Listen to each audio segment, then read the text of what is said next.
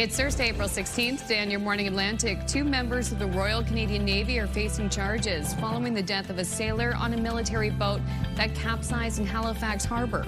Your top news headlines just ahead. And the price at the pumps, the volatile situation in Iran has predictions on the way. I'll say that there is a volatile situation with petroleum in Iran. And so we're going to talk about predictions. Will they skyrocket? Will they fall? We'll ask an industry expert, Dan McTeague, for his take. And from Hollywood to Hollywood, I'll bring you an exclusive visit to the set of the cult horror series From, shot here in HRM. All that and so much more just ahead on the Thursday edition of Your Morning Atlantic.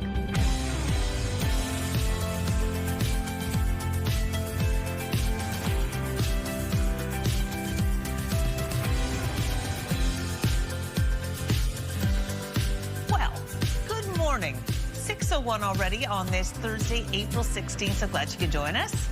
We got Latavia in the house. We have Amanda Debison here with the news. And yeah, I would love to say that today it is not raining as hard as it was yesterday. And I'm going to take that as a win. I know that we need the April showers for the Mayflowers and whatnot. And I will say that the grass is greening up beautifully. Absolutely. It is another cooler day ahead. Below seasonal for our daytime highs, so cool to start yet again this morning. But as you mentioned, some light drizzle and or showers expected to start off the day. We'll start to see that ramp up into the evening hours, carrying into tomorrow. Ramping up, is it? Yes, we'll have some rain moving in. A little bit more wet weather for us. Yeah. Okay. All right, well, just don't put away the raincoat just yet. Not that you ever really should for any length of time. Oh, gosh, I know, especially around here, too. So keep that raincoat handy, too. If you're going to be filling up at the pumps in Nova Scotia and New Brunswick and you fill up with diesel, there was actually a decrease overnight. Nice. Okay. It didn't impact PEI and gas. Also, it wasn't a change, but diesel is down in Nova Scotia and New Brunswick. So I'll have those numbers coming up in your top news headlines. Awesome. And a broader conversation about fuel price fluctuations with Dan McTeague coming up a little bit later in the show. Yes. All right. So now for the official forecast. Yeah, yes. Exactly. Well, as I mentioned, a bit of drizzle early this morning for parts of the Maritime region and or showers moving in a little bit steadier, but still quite light into the afternoon. So it is going to be another gloomy, wet day ahead, something to keep in mind when you are heading out. 6 degrees right now over in Yarmouth. We are going to see temperatures rise, but still remaining below seasonal for much of our daytime highs. As of right now, it is 5 degrees in Fredericton, 4 in Charlottetown, 1 degree in Sydney, -1 in St. John's, Newfoundland. Still seeing the wind chill factor in early this morning for Newfoundland and Labrador, with parts of Labrador seeing a risk of frostbite early on. So in terms of our satellite and radar, we will be seeing a bit of sunshine for parts of Newfoundland and Labrador, but for the most part, we are going to see a low chance of showers and or flurries over there. For the Maritime region, as I mentioned, just a little bit of drizzle and fog early this morning into the afternoon, becoming light showers and or drizzle. We'll start to see that rain move in with another system in behind it into the evening. In terms of the wind, going to remain quite light throughout the day today. As of right now, nothing above 19 kilometers per hour in Canso, 11 into Charlottetown and Yarmouth, with no wind gusts to report at this time. We'll take a look at your long-range forecast just ahead, but first a look at your local news with Amanda. Thank you, Latavia. You will be paying less for diesel in Nova Scotia and New Brunswick this morning. In Nova Scotia Zone 1, diesel fell by 10.8 cents. The minimum price in the Halifax area now $2.12.3. And in New Brunswick, diesel dropped by 9.9 cents. The maximum price now $2.23.1. Diesel prices did not change in PEI. Gas prices were also not impacted. The rising cost of fuel is also impacting the bottom line for gas stations. The cost of fuel is going up, their visa fees go up, and their wages go up, their power bill goes up. All of the cost of operating a business continues to increase, and while that's increasing, it's taking out of their margin, and there's no mechanism in place right now to increase that margin. The Retail Gasoline Dealers Association, which represents over 100 independent stations in Nova Scotia, has asked the Energy Board for an emergency interim change to retail margins from the current 5 to 10 cents per liter. They're also calling for a wider review of the entire retail margin structure. Military police have laid charges following the death of a Royal Canadian Navy sailor in Halifax last year. Petty Officer Second Class Gregory Applin died after a vessel capsized during a training exercise. The 38-year-old sailor was on board a rigid inflatable boat, similar to this one in the Bedford Basin. According to the Department of National Defense, the vessel capsized in freezing conditions during a training exercise. Applin and another sailor were pulled from the water and taken to hospital, where Applin later died. 2 members of the Royal Canadian Navy are now facing charges. Master Sailor David Terry, who was serving on HMCS Montreal at the time of the alleged offense, is charged with criminal negligence causing bodily harm and negligent performance of military duties. Sailor First Class Alexandra Garrison faces a charge of dangerous operation of a conveyance causing death, along with negligent performance of military duties. In a statement, Royal Canadian Navy officials said, "We are also extremely mindful that an incident like this almost never results from a single cause or single error, and it is most likely the outcome of a combination of factors." D&D says the case will now go through an independent legal process within the military justice system in the coming months. In New Brunswick, 5 people accused in a conspiracy to commit murder case appeared in a Moncton courtroom Wednesday morning. 1 woman and 4 men were charged last fall with conspiracy to commit the murder of Silvio Saunier. He is the son of Bernard and Rosemarie Saunier, who were shot and killed in their Dieppe home in 2019. Jansen Baker, Nicholas Bain, Jesse Logue, Christopher Lennon, and Monique Boyer all face charges. Baker was recently found guilty of 2 counts of first-degree murder in the deaths of Bernard and Rosemarie. All 5 had their matters adjourned until next month. Police in Nova Scotia's Pictou County are investigating a string of very particular thefts from a cemetery. Officers are looking for whoever broke off and stole multiple metal vases from the top of headstones at a cemetery on Alma Road in Sylvester. More than 60 of the ornaments have been ripped off in the past few weeks. Staff say they weren't removed for maintenance. Police are asking anyone with information to come forward.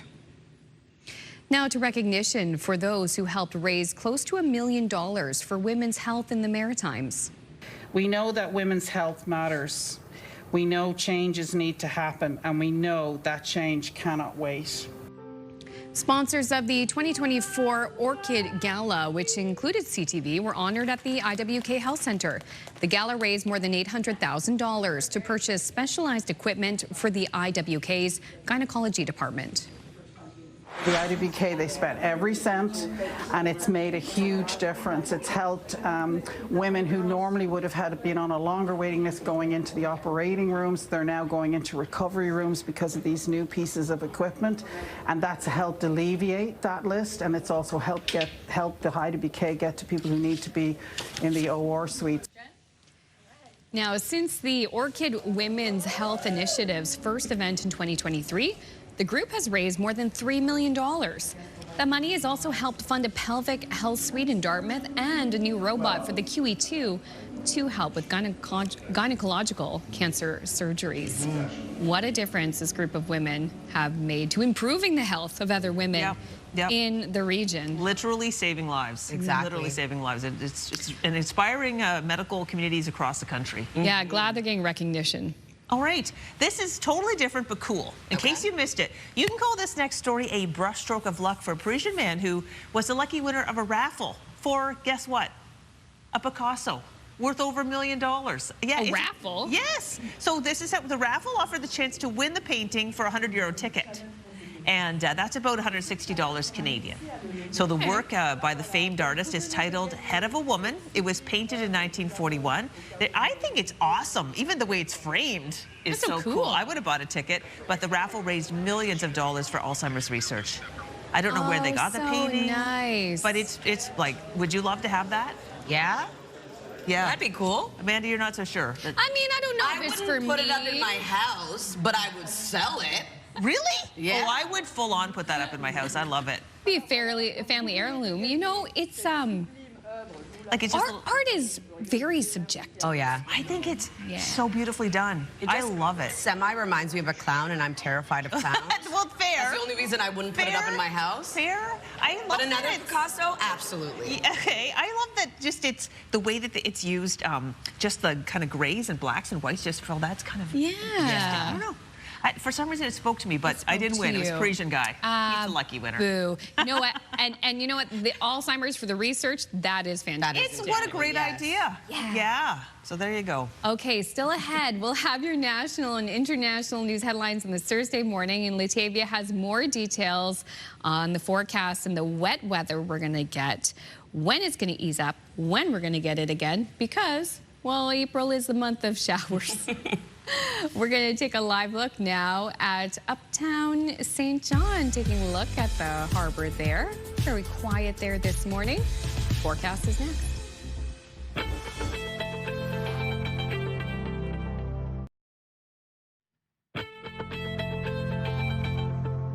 Good morning, Atlantic Canada, and happy Thursday. The time now is 6:13. We're taking a live look at Moncton. 6 degrees starting off your day. It will be a foggy start to the day, cloudy, and we are expecting periods of drizzle early in the morning, tapering off towards the afternoon. Mind you, it is around a 30% chance of it happening, so if it does, just be prepared. We are going to see wet weather tracking across parts of Atlantic Canada today. Temperatures on the cooler side of things yet again. As of right now, 5 degrees heading outdoors in Fredericton, 4 starting off your day in both Charlottetown and Halifax, 1 degree in Sydney, -8 in Labrador City. So a warmer start to the day for Labrador City, and -1 into St. John's, Newfoundland. Over to our forecast timeline. We do have a bit of sunshine for parts of Labrador and parts of Newfoundland, but we do have some mixed precipitation tracking over there as well. A low chance of showers and or flurries for parts of those provinces. For the Maritime region, light drizzle expected early this morning with fog patches developed that will start to dissipate into the afternoon, but we are still holding on to a low chance of showers and or drizzle, and we are going to see some steadier rain for the Tri-County area into Nova Scotia.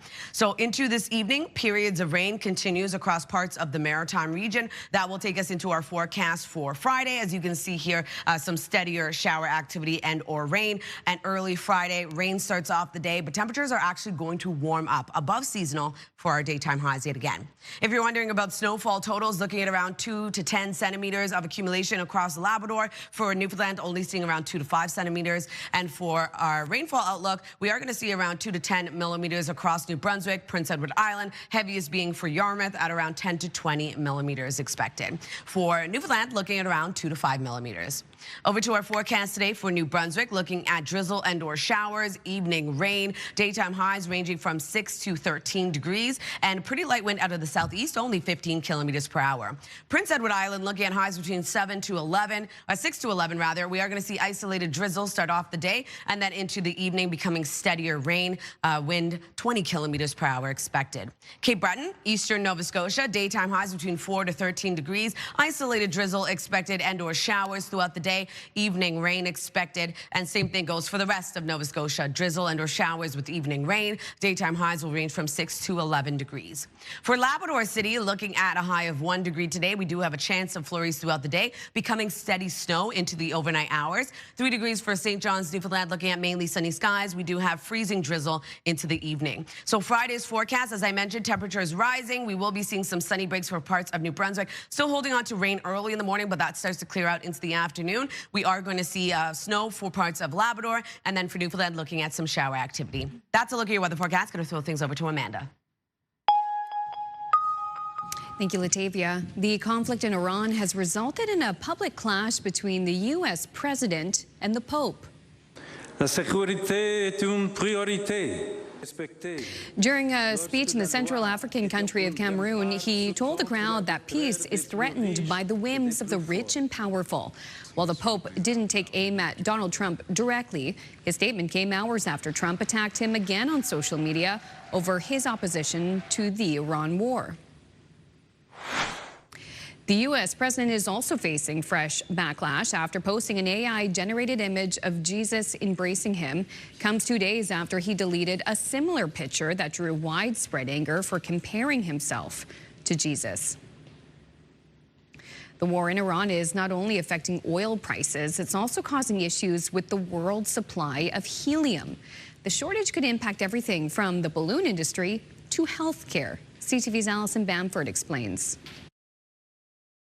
Tana Dietrich is going through her balloon shop's website after removing every single helium product they once offered. We got about an hour's notice that we were no longer going to be getting helium. Shipping constraints and damage to production facilities in the Middle East have essentially cut off 1/3 of the world's helium supply, forcing the balloon bar YQR to pivot. There's an option for everyone that is going to be air-filled and not rely on the helium supply. But a global helium shortage does more than just deflate a few balloons. The gas in its liquid form is crucial in semiconductor manufacturing, aerospace, and acts as a coolant for MRI machines. So much is used for these high-tech applications that are essential to our way of life. Last month, suppliers warned Saskatchewan's health authority that its helium allocations could be cut in half. For right now, the province is still getting its normal supply, while hospitals across the country monitor the shortage closely. There is no system-wide shortages at this time impacting patient care in Canada. The industry says it underscores the need for Canada to develop its own domestic supply. The helium sector in Saskatchewan alone could grow to 10% of the world's supply. But growth is stalled. This week, Saskatchewan's energy minister was in Ottawa lobbying for policy changes to help grow the sector and make the province a reliable helium supplier in times like these. Canada has a great opportunity. Saskatchewan has a greater opportunity. As Saskatchewan looks to expand the helium business, Dietrich is confident in getting out of it. We have no intentions of going back. It's always going to be a finite resource. A move she hopes to see balloon in sales. Allison Bamford, CTV News, Saskatoon. Stateside, a major win for consumers after concert giant Live Nation, the owner of Ticketmaster, lost in a high-profile antitrust case. The Manhattan jury sided with more than 30 states. The jury also found fans were overcharged by Ticketmaster after years of complaints about prices and illegally dominating the industry. Lawyers for the states representing internal text messages from a Live Nation executive joking, "I almost feel bad taking advantage of them and robbing them blind, baby." Back here in Canada, the federal government is very seriously considering a social media ban for kids. That's according to Culture Minister Mark Miller. This comes days after party members voted in favor of a ban at the Liberal convention. Members passed a non-binding resolution calling on the government to set 16 as the minimum age for access to social media accounts. Miller added that while the ban could be an important tool, it's not a solution to the bigger problem of online harms. Another break here on your Morning Atlantic. When we return, we will have your top business headlines plus your must-see moment from TSN. Please stay with us.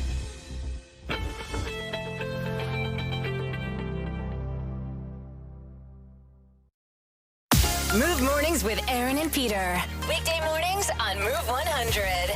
The most fun in the morning. And home of the $1,000 minute. Only on Move 100 Halifax.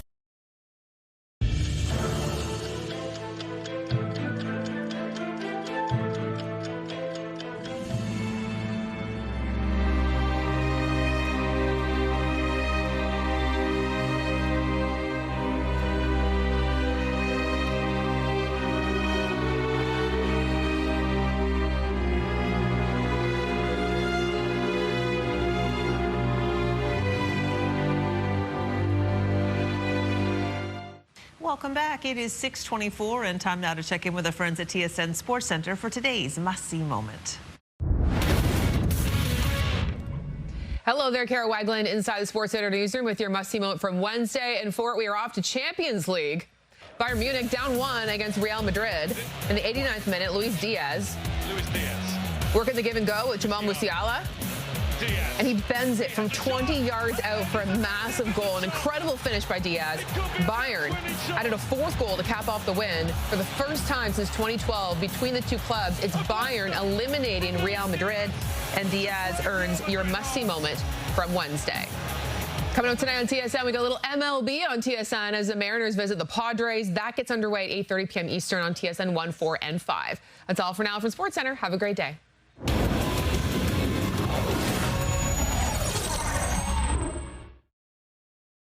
This TSN must-see moment brought to you by J.R. Rahe's Furniture and Appliances.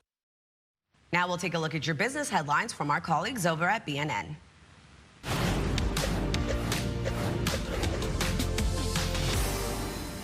This verdict is a big blow to Live Nation, which is a $36 billion company. 33 states and Washington, D.C. were suing Live Nation, accusing the company of locking out competition and overcharging customers about $1.70 a ticket. The states are seeking $700 million. Some also want Live Nation to sell Ticketmaster, its ticketing agent. Last year, Live Nation organized more than 55,000 concerts around the world. Here are the closing numbers for the day. The Canadian dollar is up to 72.84. West Texas Intermediate hasn't changed much. It's at 88.13. Western Canadian Select down over $4 to 70.34. And the TSX gained 53 points today. Those are your business headlines. I'm Marilla Fernandez. Taking a look at our 3-day forecast, a high of 11 degrees today, drizzle and or showers for New Brunswick, evening rain. 16 degrees on Friday, looking at rain clearing out, leaving cloudy skies. And then on Saturday, sunshine returns with a high of 15. For Nova Scotia, 7 degrees today with drizzle and or showers. Rain moves into the evening. Rain on Friday morning, clearing out, leaving cloudy skies, a high of 13. 13 degrees yet again on Saturday, a mix of sun and cloud with evening showers. Prince Edward Island, a high of 9 today. We do have some isolated drizzle that will transition over to rain into the evening. On Friday, we have rain with a high of 10. 11 degrees on Saturday with a mix of sun and cloud.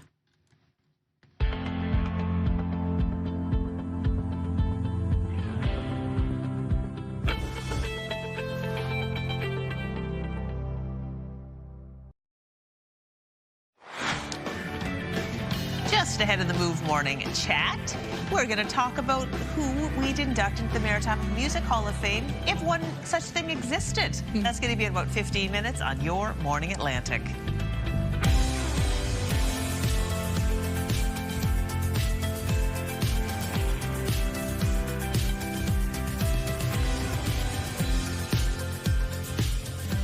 Good morning. Maybe we will induct the people behind our opening theme song. I don't know if they're local, but I don't know if they do great work. They do great work, and we're happy to have them. And we're happy to have you join us on this Thursday morning. And good news, too, if you like the rain. It's true. It's true. All the ducks out there are cheering, hurrah. Yeah. Rainy again. Yep.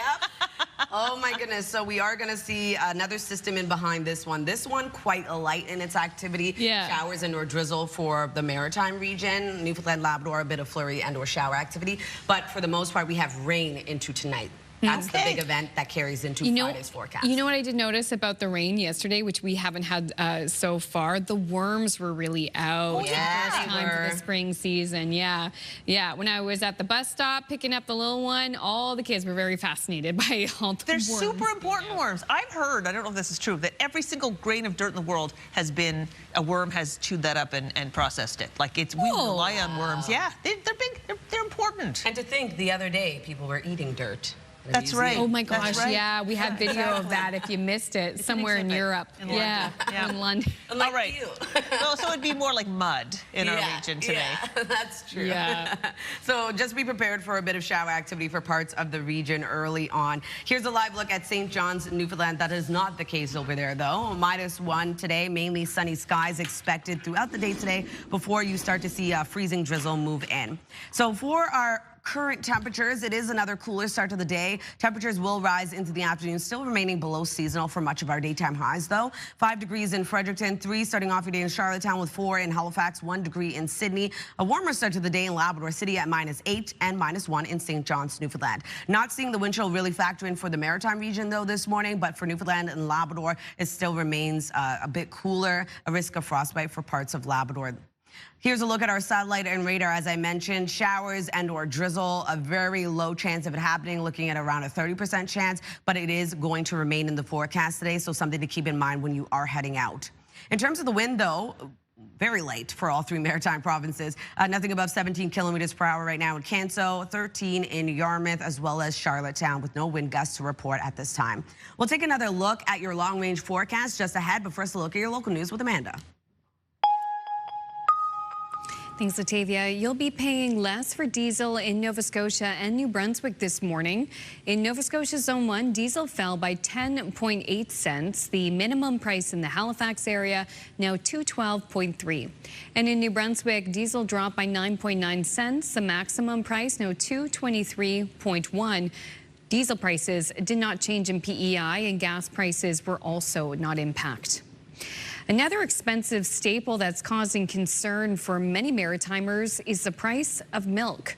New numbers show our region has some of the highest prices of milk in the country.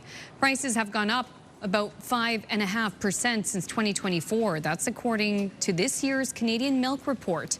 It's also impacted donations, like at the Glace Bay Food Bank. Horribly, actually. People aren't coming in with cases of product anymore. They do still donate, but it's a bag here and there. It's not cases at all. There's going to be a significant impact on people's grocery budgets and whether people can afford to use milk at all. The consumer research company behind the report visited 180 stores across the country to come up with its numbers. It found the price hikes are among the worst here in the Maritimes, anywhere from 7 to 31% higher than the national average. Military police have laid charges following the death of a Royal Canadian Navy sailor in Halifax last year. Petty Officer Second Class Gregory Applin died after a vessel capsized during a training exercise. The 38-year-old sailor was on board a rigid inflatable boat similar to this one in the Bedford Basin. According to D&D, the vessel capsized in freezing conditions during a training exercise. Applin and another sailor were pulled from the water and taken to hospital, where Applin later died. 2 members of the Royal Canadian Navy are now facing charges. Master Sailor David Terry, who was serving on HMCS Montreal at the time of the alleged offense, is charged with criminal negligence causing bodily harm and negligent performance of military duties. Sailor First Class Alexandra Garrison faces a charge of dangerous operation of a conveyance causing death, along with negligent performance of military duties. In a statement, Royal Canadian Navy officials said, "We are also extremely mindful that an incident like this almost never results from a single cause or single error, and it is most likely the outcome of a combination of factors." D&D says the case will now go through an independent legal process within the military justice system in the coming months. In New Brunswick, a fatal crash that involved a driver swerving to avoid a moose happened on a section without wildlife fencing. The 2-vehicle collision happened Monday night just before 8:30 on Highway 7. That's the road that connects St. John and Fredericton. It's believed a southbound vehicle swerved to avoid a moose, striking a northbound car head-on, resulting in the death of a 31-year-old man. The driver of the southbound vehicle was taken to hospital with life-threatening injuries. This is the second serious moose-related accident on the highway in the past 5 months, after a couple from St. John struck a moose on another section of the highway where the fencing was down. 7's a really scary highway, especially at night. It makes me very hesitant about driving the highways, especially around dusk. The fences are falling down, the trees are on it, everything's down. Nobody wants to own it, nobody wants to maintain it, which is just causing more of an issue with everything. According to a provincial spokesperson, around 330 kilometers of provincial highways do have wildlife fencing, and the province is constantly monitoring roads to see where more fencing may be needed. Finally, what's in a 64-year-old time capsule? Well, there's only one way to find out. You got to open it up. It's what provincial officials in Charlottetown did. They recently opened a 64-year-old time capsule embedded in the wall of a decommissioned home for people with intellectual disabilities. So what did they find? They found a copy of the Guardian newspaper, 1 penny, newspaper clippings about the opening of the facility, and 2 documents addressed to the province's then health minister. So the capsule was sealed beneath the building's cornerstone. That building's been vacant since 2021. It's the Sherwood home on Murchison Lane, and that was built back in 1962. Very cool.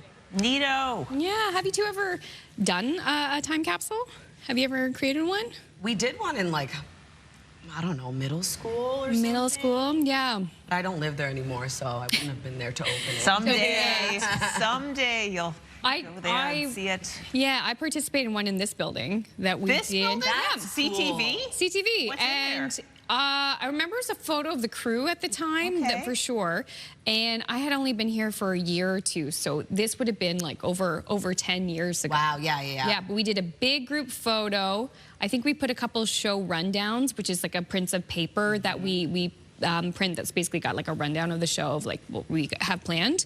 Some pay stubs were in there and a number of other things, but yeah. But I don't know where it is in this building. This is a big building. Interesting stuff. Oh, the control room says it's in the control room. It's in the control room. They're sitting on it right Oh, yeah, exactly. You'll never know where it is, Amanda. Never know. Yeah. All right, moving on. Provincial officials in Charlottetown have recently... you just read this one. I'm going to do a different story. Yeah. This is different. It's a baby gibbon. Okay. And it's getting its first taste of sun. So it's a beautiful image because it's sunny and it's adorable. This one came out of the enclosure this week at the Swedish Zoo, and he wouldn't let go of Mama. Now, this is a young white-cheeked gibbon, which is listed as critically endangered. Oh, wow. Yeah, it was born in the winter. It's going to change color in a few months. If you look carefully, see how it's kind of a brighter color than the mom? Yeah, it's a little more yellow. Yeah, but eventually he'll be the color of most gibbons. But wonderful that they had a successful birth, and just nice to see the little baby out doing well. Amazing. Nice to see the sun also. Yeah. Yeah, that's nice too. Just the not letting go of Mom at all. I know. So cute. The gibbons, you don't talk about them every day. There we go. No, so fluffy.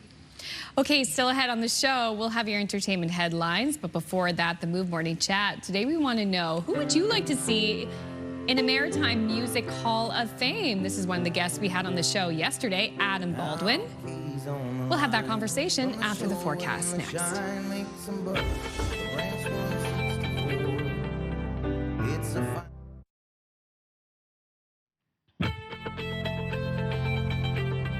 Welcome back. The time now is 6:42. We're taking a live look at our cold starts of the day in Charlottetown. As of right now, 3 degrees heading outdoors. We do have a low chance of some isolated drizzle expected throughout the day today. It is cooler yet again this morning across the region. Temperatures will rise a little bit later on, but as of right now, 5 degrees as you head outdoors in Fredericton, 4 degrees starting off your day in Halifax, 1 currently in Sydney, 0 in Happy Valley, Goose Bay, and 2 degrees over in Corner Brook.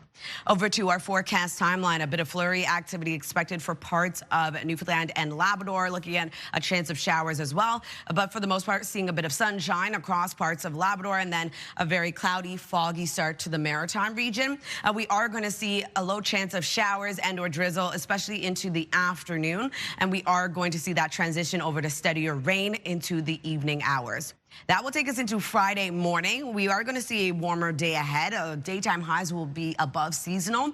And we are going to see that rain early on, but clearing out, leaving cloudy skies for the most part. Snow will be moving into Labrador and parts of Newfoundland, looking at flurries and or showers starting off early in Friday morning.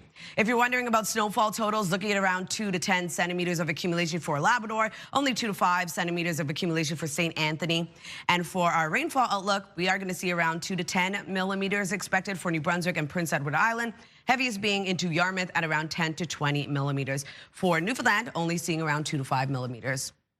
Over to our forecast today for New Brunswick. Drizzle and or showers expected throughout the day today. Rain into the evening. Daytime highs ranging from 6 to 13 degrees and pretty light wind expected out of the southeast.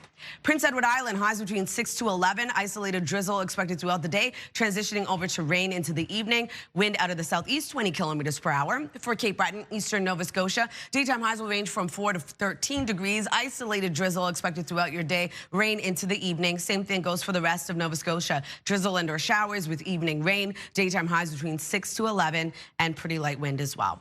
For Labrador City, looking at a high of 1 degree. We have flurries expected throughout the day, snow into the evening. 3 degrees for St. John's, Newfoundland, looking at mainly sunny skies and freezing drizzle into the overnight hours. Friday's forecast, as I mentioned, that shower activity clears out into the afternoon, leaving cloudy skies. Still holding on to a bit of shower activity for parts of Nova Scotia, though, a very low chance of it happening. For Newfoundland, Labrador, looking at snow and or showers. And then into Saturday's forecast, sunshine returns and temperatures warm up yet again, remaining seasonal. That's a look at your weather forecast. Going to throw things over to the Move Morning Chat.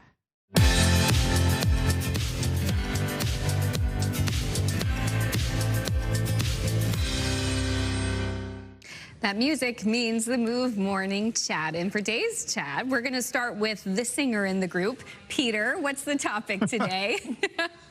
You know what? I think it's time for a Maritime Hall of Fame of music, because none really exists at this point. And the reason why I was thinking about it at all was the Rock and Roll Hall of Fame inductees this year. I just got a list of them, including Oasis and Billy Idol and Phil Collins and others.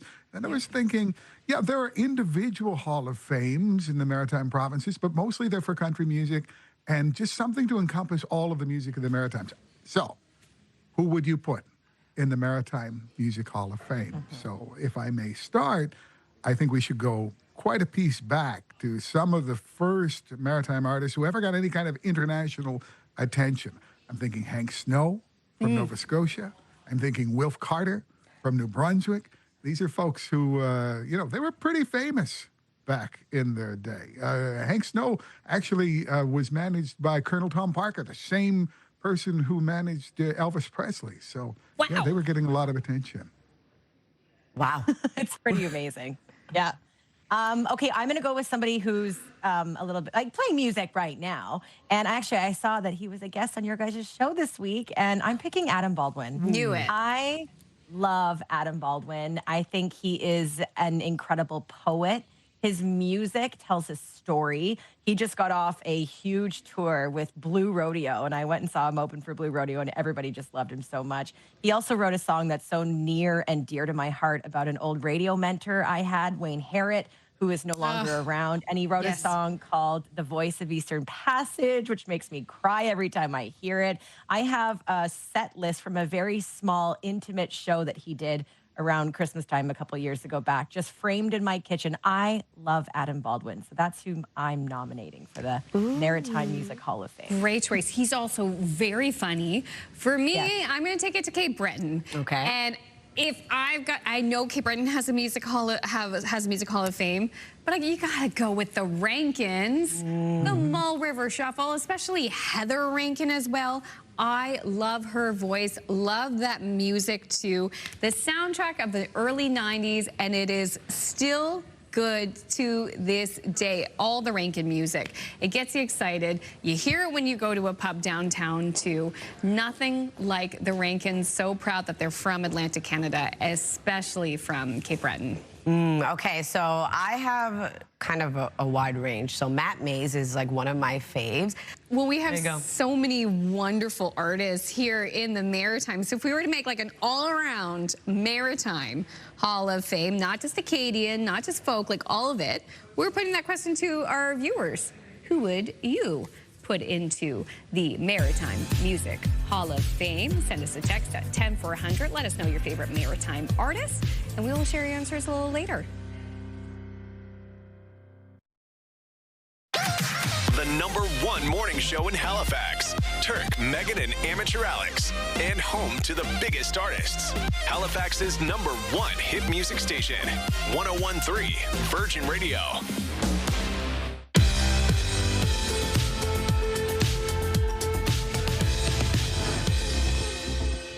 Welcome back. It's 6:52. We're going to head over to Hollywood and take a look at your entertainment headlines. Time magazine has released its Time 100 list of the most influential people of the year. The list includes musicians Jenny and Hilary Duff, actors Kate Hudson and Sterling K. Brown, and Olympians Alyssa Liu, Hilary Knight, and Chloe Kim. Goes for a shot. Yes, Mom always said don't play ball in the house, but what about visiting the house for some awesome photo ops? Beginning in May, the actual Brady Bunch house, which has been meticulously recreated, is opening its doors up to visitors. You can join the wait list for tickets now at bucketlisters.com. Proceeds go to Wags and Walks, a nonprofit dog rescue in Los Angeles. Madonna is heading back to the club. Confessions 2, described as a continuation of her Grammy-winning album, Confessions on a Dance Floor, will be out on July 3rd. It's the Queen of Pop's first new studio album since 2019's Madam X. And Stranger Things star Sadie Sink is 24 today. That's what's happening in Hollywood. I'm Alex Stone, ABC News. Ooh, so much to unpack there. I know. Oh, what's your favorite Madonna era? Ooh, that's a hard one because she has so many hits. I would say when she first came out, her first. Oh, hits. yeah. Yeah, because Oh, they're yeah. like iconic. Iconic. You hear them today, you're like, whoa. Well, it is great. And she had, like, that's the true 80s, the little gloves, Yeah, the big bow, the hair. the crinolines. Oh, yeah. I love that video, though, where she's in that fun, like, workout outfit and all that. She was ripped around that time.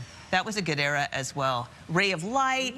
She's reinvented herself so many times. I know she has, but stands the test of time. That's what I love about Madonna. Yeah, she's still doing things. Okay, I bet when she flies, it's always first class. Oh, I'm sure it is.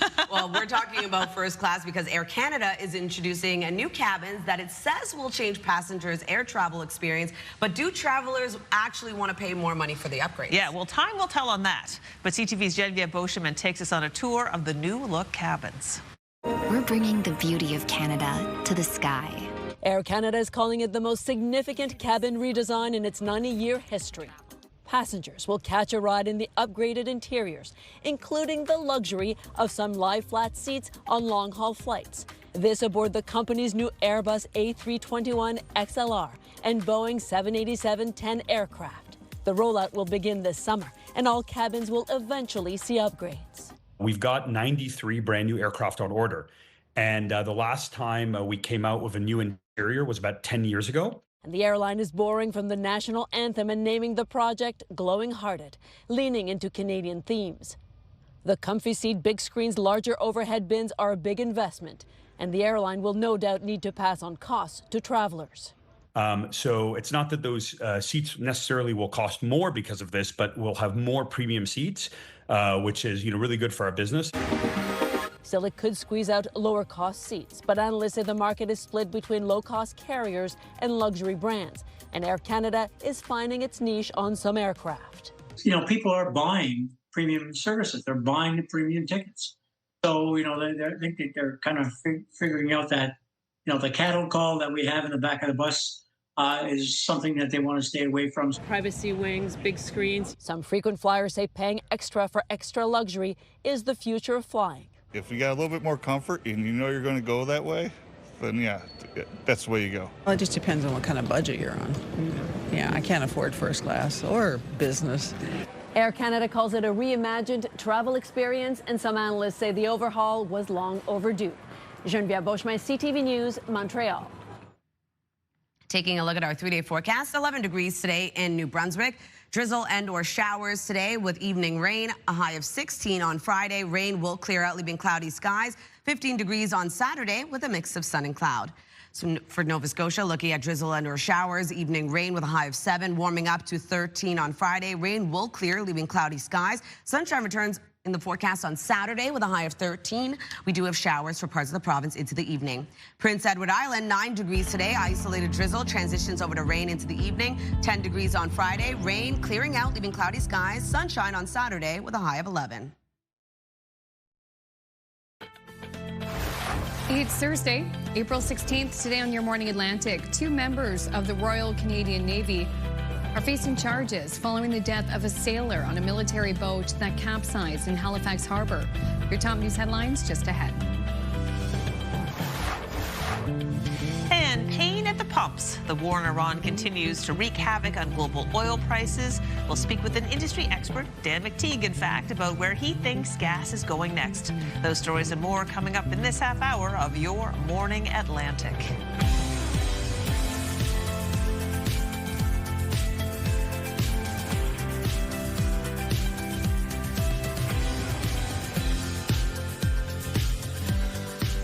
Good morning, Atlantic Canada. Thank you so much for joining us. The time now is 7 o'clock. Speaking of gas prices, I know many Atlantic Canadians have been playing this game that I've been playing. When you're starting to run out, do you fill up today or do you fill up the next day?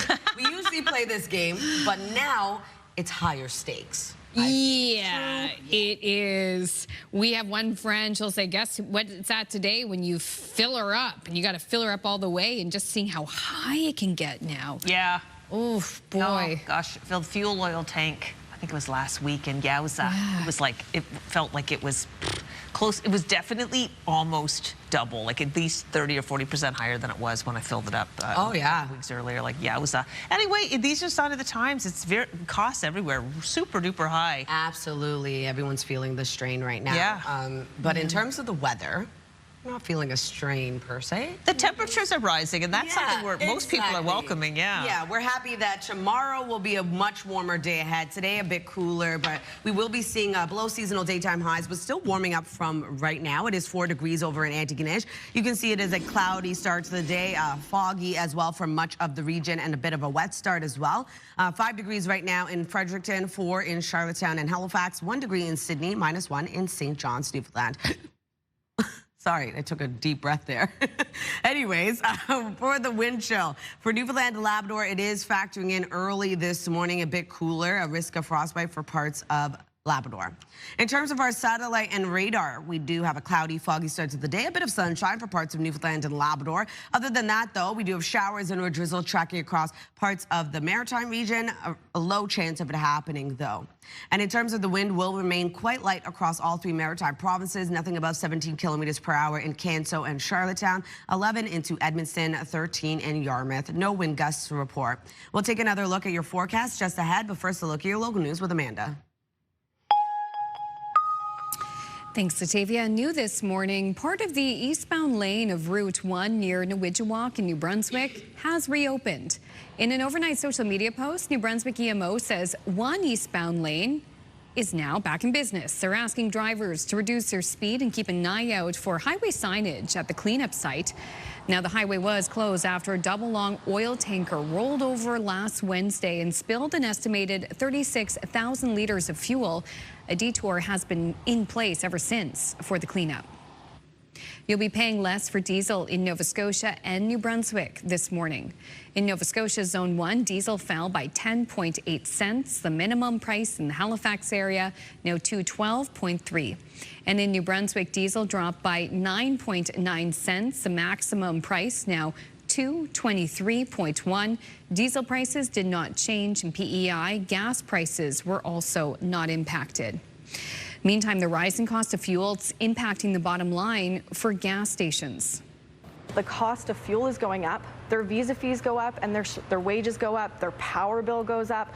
All of the cost of operating a business continues to increase, and while that's increasing, it's taking out of their margin, and there's no mechanism in place right now to increase that margin.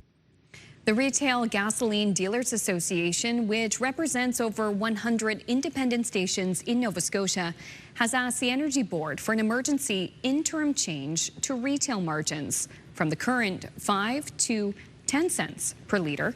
They're also calling for a wider review of the entire retail margin structure. Military police have laid charges following the death of a Royal Canadian Navy sailor in Halifax last year. Petty Officer 2nd Class Gregory Applin died after a vessel capsized during a training exercise. The 38-year-old sailor was on board a rigid inflatable boat similar to this one in the Bedford Basin. According to D&D, the vessel capsized in freezing conditions during a training exercise. Applin and another sailor were pulled from the water after 10 p.m. on that Friday night and taken to hospital, where Applin later died. 2 members of the Royal Canadian Navy are now facing charges. Master Sailor David Terry, who was serving on HMCS Montreal at the time of the alleged offense, is charged with criminal negligence causing bodily harm and negligent performance of military duties.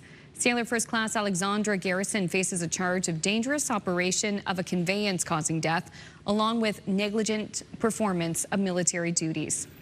In a statement, Royal Canadian Navy officials said, "We are also extremely mindful that an incident like this almost never results from a single cause or single error, and it is most likely the outcome of a combination of factors." D&D says the case will now go through an independent legal process within the military justice system in the coming months. A former nightclub in Moncton is now the home of a health facility, and a recent expansion will help produce more healthcare workers to help with the demand in the province. CTV's Derek Haggett has more. A $3 million expansion project should go a long way to strengthening New Brunswick's healthcare workforce. Olton College in Moncton has opened a dedicated health services campus with state-of-the-art training spaces that have the capacity for over 500 nursing students. The health minister says when professionals train in the province, it increases the likelihood they'll stay here. We're still shy of a number of healthcare providers, and so this is huge. This is probably one of the more exciting parts of our time in government. We want to support our healthcare workers. To do that, we need to have more of them so that they're comfortable in their workplace. The new Elmwood Health Campus will provide a Bachelor of Science in Nursing, as well as practical nursing and paramedic programs. We need more health professional, and so we will be able to have a registered nurse coming from this college in the New Brunswick system in a really near future. The college is located in what used to be a number of bars and nightclubs in years past. You know, that's exactly what I was remembering when I visited the facility back in June 2025, and I was not completely sure if it was a bar here.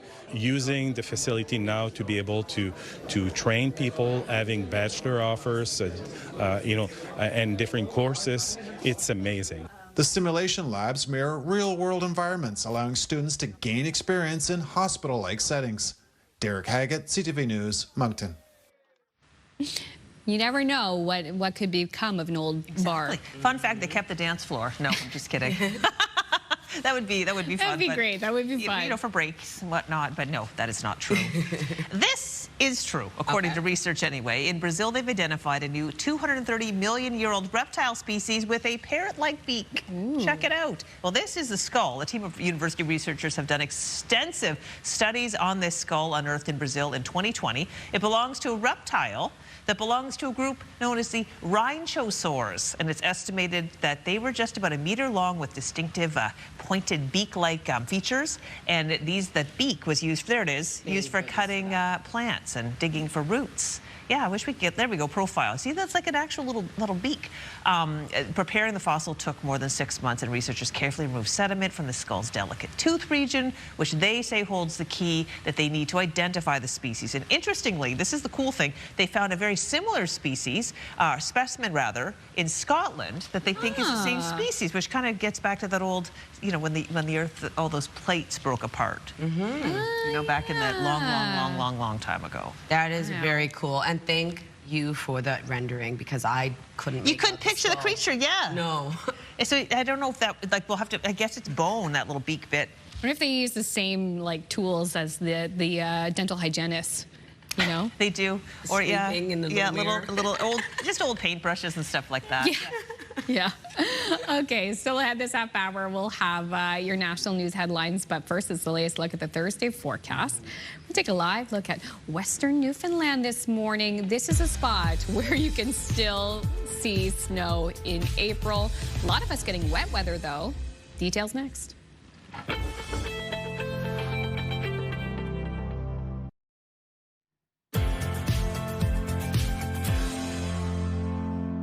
Good morning and welcome back. The time now is 7:12. Currently over in Moncton, it is 6 degrees starting off your day. A very cloudy start to the day. A low chance of some isolated drizzle starts off the day. Will clear out if you do see any precipitation, leaving cloudy skies. We are seeing a cool start to the day. Temperature is expected to rise a little bit later on. Warmer air will slowly start to move back in across the region. But as of right now, 5 degrees in Fredericton, 4 in Charlottetown, with 1 degree in Sydney, 4 in Halifax, -9 degrees in Labrador City, 0 over in Gander. Over to our forecast timeline. We do have pockets of sunshine for parts of Newfoundland and Labrador. Also seeing a low chance of flurries and or showers, though. And then into the Maritime region, a low chance of drizzle and or showers throughout the day today. In terms of this afternoon, we will be seeing some cloudy skies, a reprieve from some of that precipitation. But we do have rain moving in with another low pressure system right in behind this one. And it's bringing rain into the overnight hours tonight, carrying into early Friday morning. We'll start to see that rain clear out on Friday, leaving cloudy skies yet again. If you're wondering about snowfall totals, looking at around 2 to 10 centimeters across Labrador, only 2 to 5 for parts of Newfoundland. And then for our rainfall outlook, seeing accumulation there as well, 2 to 10 millimeters expected for New Brunswick, for Prince Edward Island. Heaviest being into the southwestern region of Nova Scotia, into Yarmouth, around 10 to 20 millimeters. Only 2 to 5 millimeters expected for parts of Newfoundland. So a wet day ahead for the most part for New Brunswick, looking at periods of drizzle and or showers, transitioning over to rain into the evening. For the northern region of the province, we do have a low chance of showers and or flurries. Daytime highs will be ranging from 6 to 12 degrees today. Prince Edward Island, highs between 6 to 11. We do have isolated drizzle expected throughout the day, rain into the evening. For Cape Breton, eastern Nova Scotia, daytime highs will range from 4 to 13 degrees. Isolated drizzle as well will clear out, leaving cloudy skies. We do have rain into the evening though. And for the rest of Nova Scotia, pretty much the same, drizzle and or showers today with evening rain. Daytime highs between 5 to 12. And then for Labrador City, a chance of flurry activity throughout the day with a high of 2 degrees, evening snow. 2 degrees for St. John's, Newfoundland, actually seeing mainly sunny skies, but we do have freezing drizzle expected into the evening. Friday's forecast, above seasonal daytime highs return across the region. A bit of sunshine into the afternoon as rain clears out for parts of New Brunswick. Still holding on to a low chance of showers for parts of Nova Scotia. For Labrador, looking at some snowfall, and then for parts of Newfoundland, looking at a chance of showers. Saturday's forecast, we'll start to see sunshine return. Temperatures remain above seasonal for our daytime highs, and looking at a mix of sun and cloud for parts of the region. That's a look at your weather forecast. I'm going to throw things over to Amanda. The U.S. naval blockade in the Strait of Hormuz has led to tense standoffs in the Middle East. The Trump administration says it's an attempt to pressure Iran into a nuclear deal just days before the ceasefire between the two countries expires. ABC's Christiane Cordero has the latest from Washington.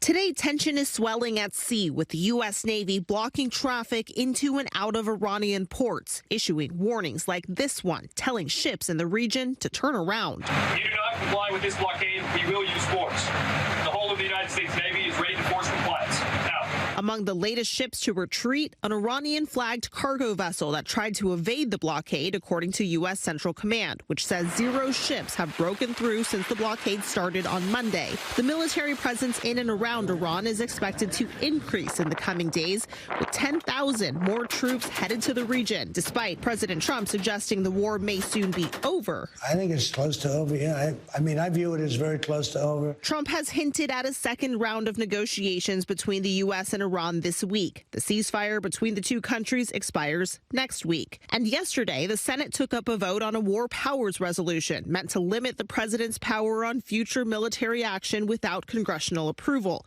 It failed for the 4th time since the war began. He's within that 60-day window.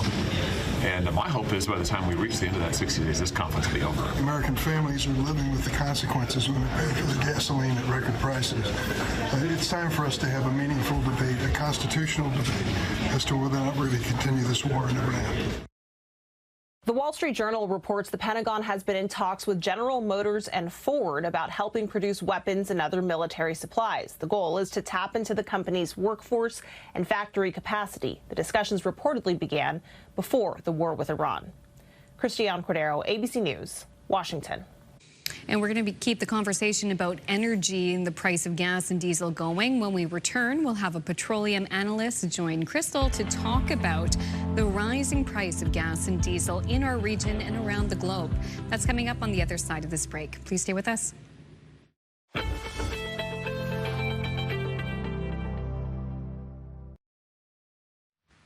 Welcome back. It's 7:20.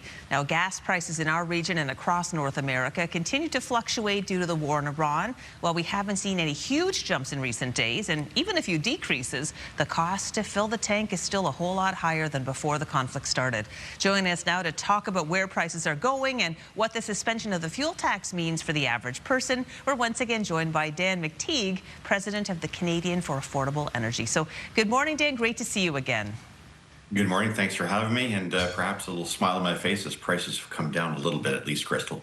Yes, I know, but we got to temper our excitement, I understand. We did a little chatting during the break. So these days, a lot of people do check the gas prices as part of the morning routine. How high do you think that prices could potentially go? They have a potential for going much higher, even with the cessation of hostilities in the Persian Gulf. And that's because so much oil has been removed from global markets, oil that might be floating or in inventories. A lot of countries have used up a lot of their emergency reserves. If this goes on another couple of weeks, we will see many nations showing evidence of shortages. We've already seen a little hints of that with respect to Europe and jet fuel.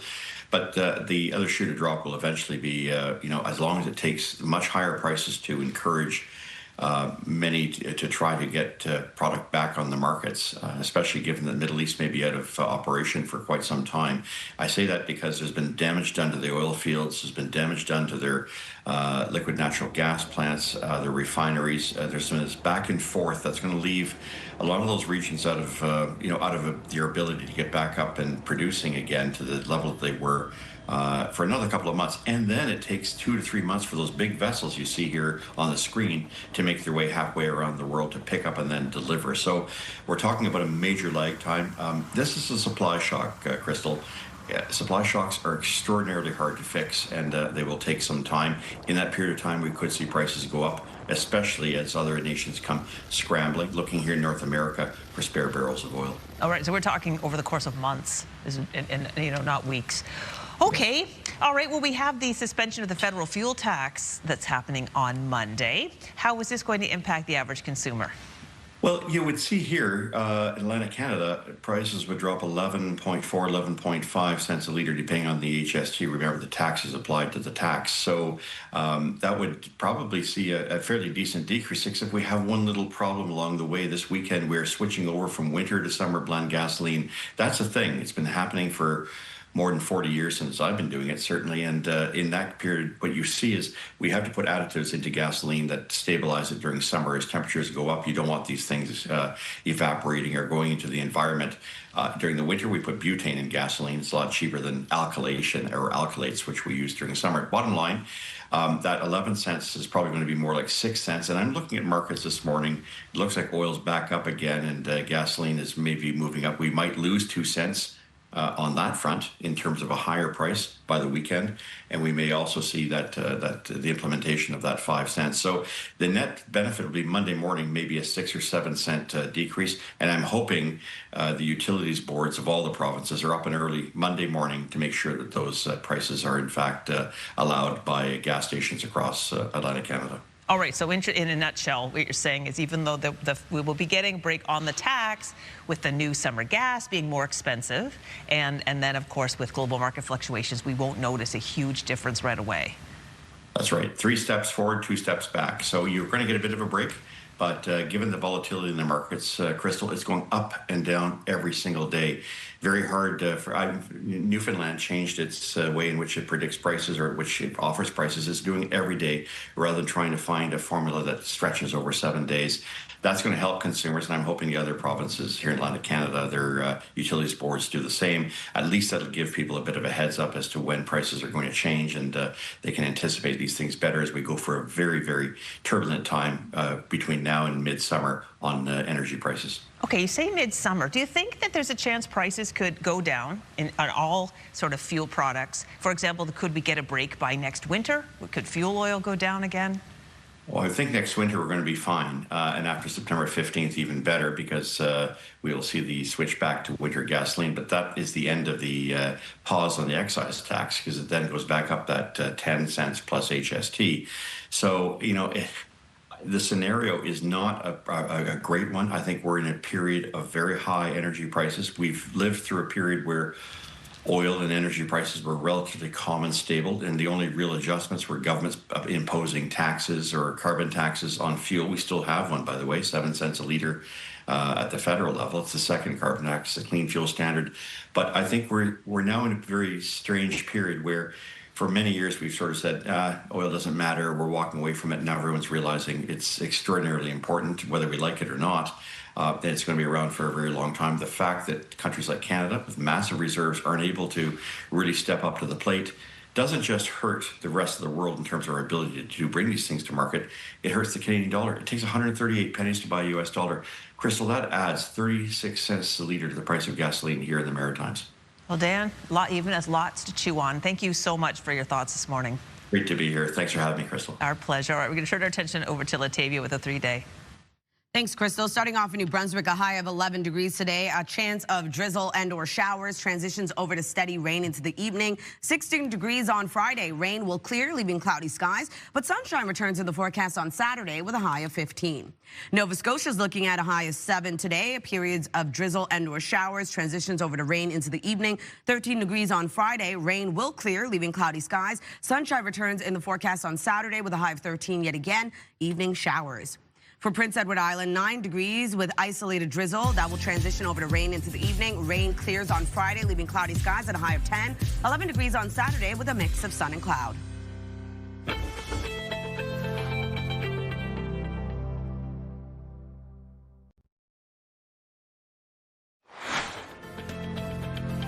Just ahead, the National Arts Centre Orchestra. They have traveled from Ottawa to our region for a number of special performances featuring Indigenous singers-songwriters Jeremy Dutcher and Emma Stevens.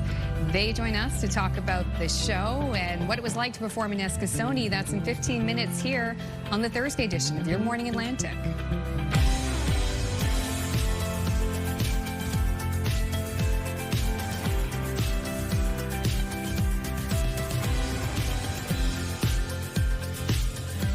Good morning, 7:31 on this Thursday, April 16th. Shout out to anybody who plays in an orchestra this morning. Yes. I have a friend who was a sub for the orchestra in Montreal, for the Montreal Symphony. She played viola. And she had to keep her skills up, like a track and field athlete has to be ready to run on the track. Like she had to practice constantly because you've got to be ready at the drop of a hat to be able to play anything. That's true. Sight read the music, be up to speed. Wow. It's not just like an incredible skill artistically, but it's athletic as well. It's hard work. And to bring the orchestra from Ottawa to the East Coast, they performed in Eskasoni on Tuesday. There's also a performance in Halifax and Wolfville. Yes. We're going to get those details coming up just ahead, but it sounds like it was an incredible show, and it was a free show on Tuesday. Which is incredible. I want to hear all about it, and we've got some images. Unfortunately, I wasn't able to attend. Love to go to an orchestral show. Yeah. It would be so fun. Yeah, conducting, though, imagine the stress. Glad that's not my job. Yeah, thankfully not. Yeah. Kind of fun, though. Well, it'd be fun to wave the little baton. Yeah, more professional. It's like a magic wand. It'd be like, nee, and you'd be like, I would like the breakdown on that. Yeah. Like what it all means, right? Like, yeah, it's not just a wave of a wand. Oh, no, for sure. It's a whole thing. Exactly. Well, that's a story for another time. Weather-wise, today we're starting cloudy, it looks like, out there. Absolutely. So it's going to be a rather cloudy day ahead for much of the Maritimes, at least. Seeing a bit of sunshine for parts of Newfoundland and Labrador. In Summerside, though, we do have a low chance of some isolated drizzle expected today. Currently 4 degrees in your area. So 4 in Charlottetown as well in Halifax, 1 degree in Sydney, 5 degrees in Fredericton, -1 starting off your day in St. John's, Newfoundland. Not seeing the wind chill factor in for the Maritime region, a bit cooler for Newfoundland and Labrador. Labrador seeing a risk of frostbite early this morning as well. So we do have a low chance of some flurries for parts of Labrador, for parts of Newfoundland looking at a low chance of showers, but for the most part seeing sunshine today. Into the Maritime region, a cloudy, foggy start to the day. We have a low chance of drizzle and or showers. In terms of the wind, it's going to remain quite light for all 3 maritime provinces. As of right now, 15 kilometers per hour in Charlottetown and Canso, 11 into Halifax, Yarmouth, and Edmundston. No wind gusts to report at this time. We'll take another look at your forecast just ahead, but first a look at your local news with Amanda. Thank you, Latavia. Part of the eastbound lane on Route 1 near Newidgewok has reopened. In an overnight social media post, New Brunswick EMO says 1 eastbound lane is now back in business. They're asking drivers to reduce their speed and keep an eye out for highway signage at the cleanup site. The highway was closed after a double-long oil tanker rolled over last Wednesday and spilled an estimated 36,000 liters of fuel. A detour has been in place for the cleanup. At the pumps, you'll be paying less for diesel in Nova Scotia and New Brunswick this morning. In Nova Scotia Zone 1, diesel fell by 10.8 cents. The minimum price in the Halifax area now $2.12.3. And in New Brunswick, diesel dropped by 9.9 cents. The maximum price now $2.23.1. Diesel prices did not change in PEI, and gas prices were also not impacted. Military police have laid charges following the death of a Royal Canadian Navy sailor in Halifax last year. Petty Officer Second Class Gregory Applin died after a vessel capsized during a training exercise. The 38-year-old sailor was on board a rigid inflatable boat similar to this one in the Bedford Basin.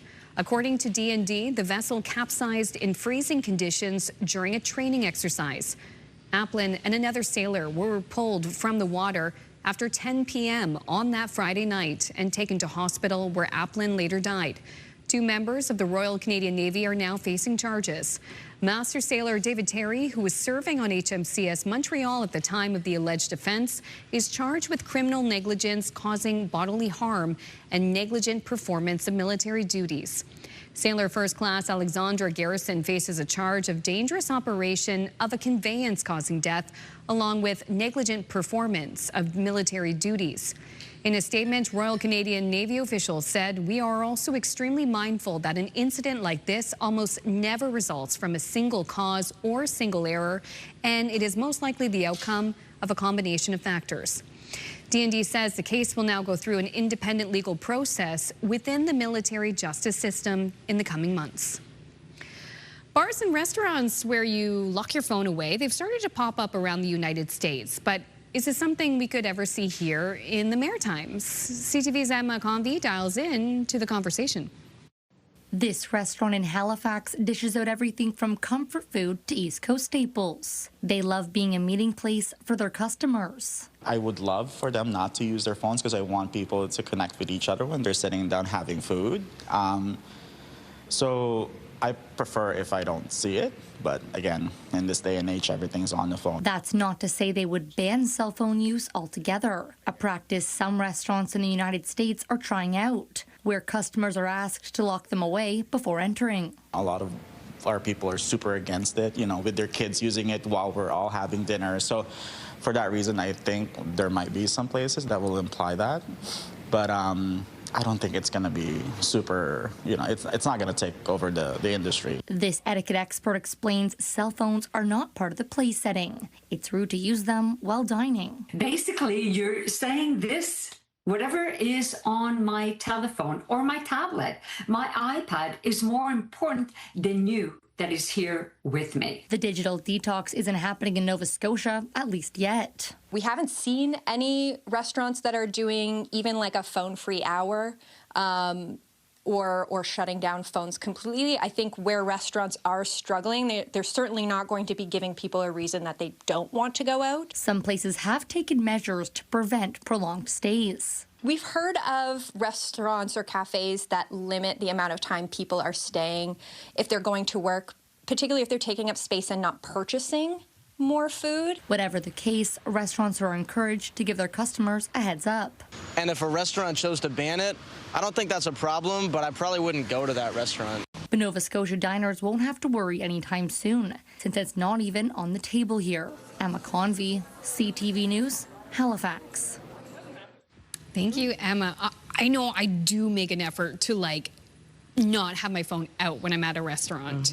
And even when my husband, if he gets up to use the restaurant, I'm like, don't, washroom, I'm like, don't pull the phone out, just look at people. Don't pull it out. It's really Put it away. Putting the phone away. Exactly. Takes us back to a simpler time, like when this show was a big hit. Are you ready for Take It a New Classic? Yes. All right, Little House on the Prairie, coming back. Once upon a time, Ma and Pa and Mary and Laura left the big woods of Wisconsin and moved to the Looks like Mary and Laura stopped by Sephora on their way to the Wild West. And Netflix has dropped this trailer for its upcoming version of the series based on the books written by Laura Ingalls Wilder. The original TV series aired from 1974 to 1983. Now a new generation can step back into the pioneer days, with Netflix calling its series a reimagination of the treasured novels. Little House on the Prairie premieres on July 9th. Wow. Yes. Now, They you two definitely probably didn't have cell phones. Yeah, you're probably a little too young to remember this, but as a kid, this was epic. My mom even made us little matching nightgowns with bonnets. That is adorable. So we could pretend we were the Laura and Mary.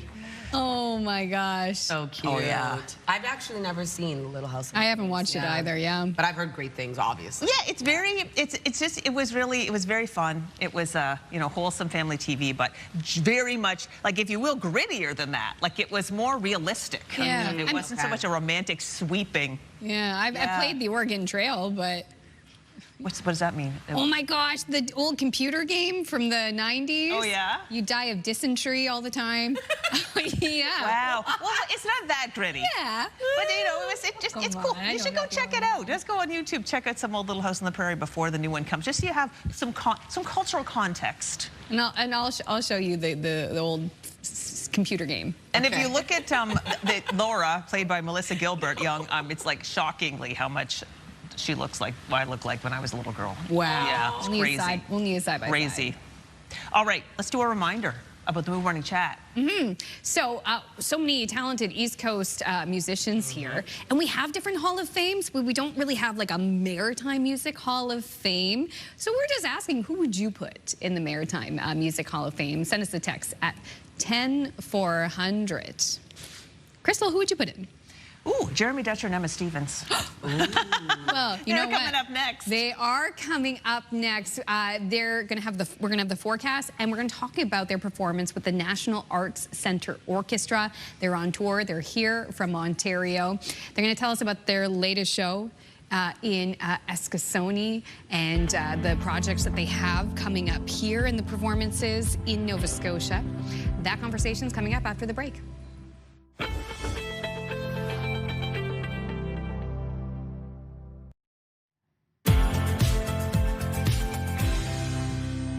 Good morning and welcome back. The time now is 7:44. We're taking a live look at Parsboro. 5 degrees starting off your day. A rather cloudy, a foggy start to your morning. We do have periods of drizzle early on before clearing out, leaving cloudy skies. So we are seeing cooler daytime highs headed our way. Going to remain below seasonal and a cooler start to the day yet again. 5 degrees right now in Fredericton, 4 starting off your day in Charlottetown and Halifax. 1 degree in Sydney, and -1 in St. John's, Newfoundland. We do have a bit of sunshine in the forecast for parts of Newfoundland and Labrador, also dealing with some flurry activity and a chance of showers. For the Maritime region, a low chance of showers and or drizzle starting off the day will continue into the afternoon for parts of the Maritime region, and then into this evening, we are going to see periods of rain move in with another low pressure system in behind this one, and that will carry us into early Friday morning. Although we will see that precipitation clear out on Friday, we do have daytime highs as well warming up. Snow will be moving into parts of Labrador, and for Newfoundland, looking at a bit of an icy mixture starting off your day. If you're wondering about snowfall totals, looking at around 2 to 10 centimeters across Labrador, only 2 to 5 centimeters for parts of Newfoundland. And then for our rainfall outlook, we will be picking up accumulation there as well. 2 to 10 millimeters across New Brunswick for Prince Edward Island. Heaviest being 10 to 20 millimeters for Nova Scotia into Yarmouth. Only 2 to 5 millimeters expected for parts of Newfoundland. For our forecast today for New Brunswick, daytime highs will range from 6 to 12 degrees today. Periods of drizzle and or showers will clear, leaving cloudy skies into the afternoon, and then we see rain arrive into the evening. Prince Edward Island, a bit of a wet day ahead as well. Isolated drizzle transitions over to rain into the evening. Daytime highs will range from 6 to 11. For Cape Breton, eastern Nova Scotia, much of the same isolated drizzle starting off your day, clearing out, leaving cloudy skies into the afternoon. We do have rain arriving into the evening. Daytime highs will range from 4 to 13 degrees and pretty light wind right across Nova Scotia today. Periods of drizzle and or showers remain throughout the day today. Transition over to steady rain into the evening. Daytime highs between 5 to 12 degrees. For Labrador City, a chance of flurries throughout your day. Seeing snow arrive into the evening, a high of 2 degrees. 2 degrees as well for St. John's, Newfoundland, mainly sunny skies, and then seeing freezing drizzle into the overnight hours. Friday's forecast, temperatures will rise. We will be seeing pockets of sunshine into the afternoon for parts of New Brunswick. Other than that, though, holding on to a chance of showers for parts of Nova Scotia, snow for parts of Labrador, and then for parts of Newfoundland, looking at a chance of showers. Into Saturday's forecast, we will be seeing sunshine return and another above seasonal day ahead, Crystal. Latavia, 7:47.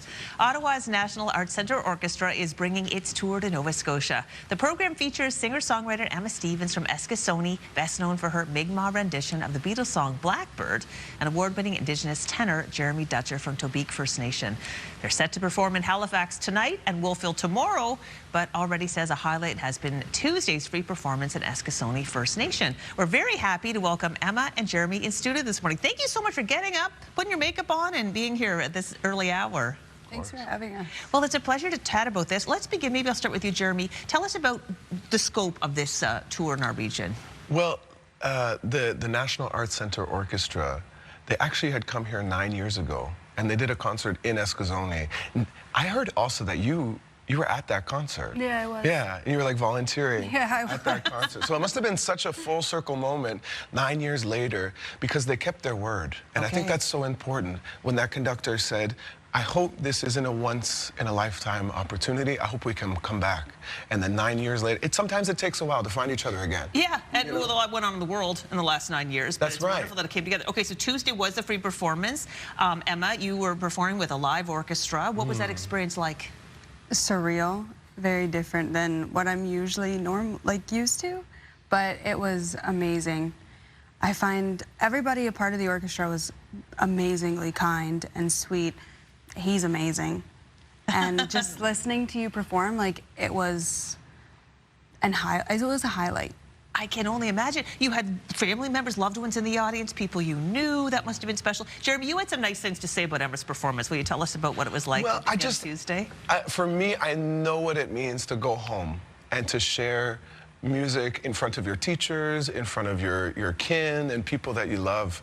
And so there's such a, it takes everything to a heightened level. Yeah. And it was such a good way, I think, to start this little tour that we're doing, because it's a regional tour. We're kind of going all around the region and lifting up. For me, this whole show is like a celebration of who we are as Wabanaki, as Indigenous people of the East Coast, and the beauty and resilience of our languages.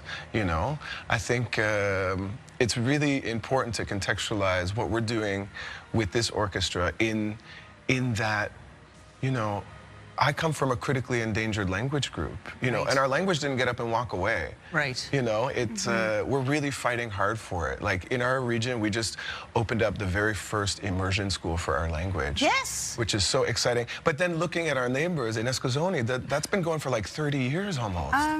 Maybe you correct my record. Maybe less, 15? Yeah, probably about like 10 years. Yeah. 11 years. Anyway, it's so awesome to see.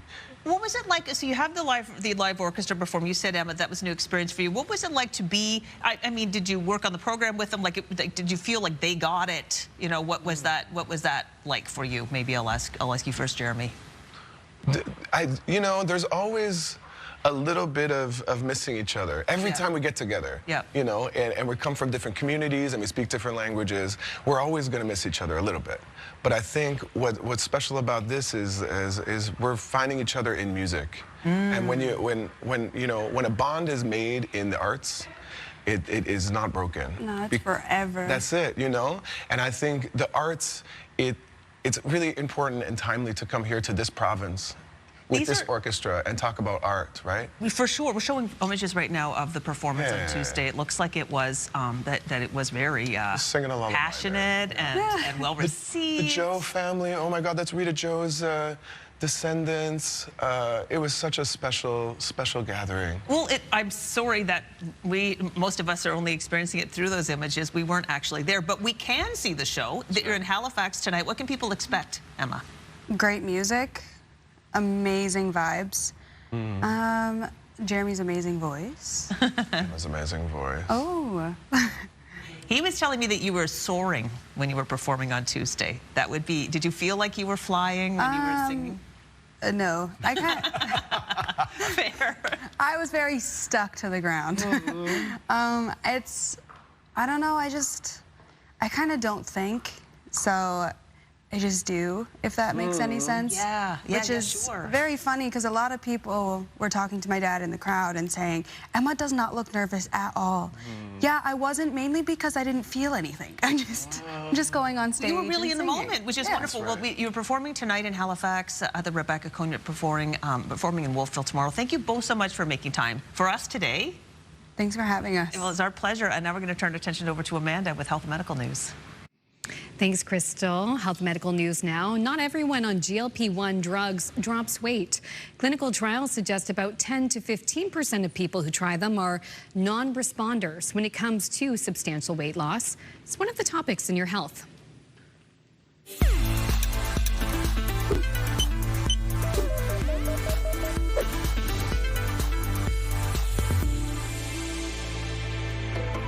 However, there is mounting evidence showing other health benefits from GLP-1 medications besides losing weight.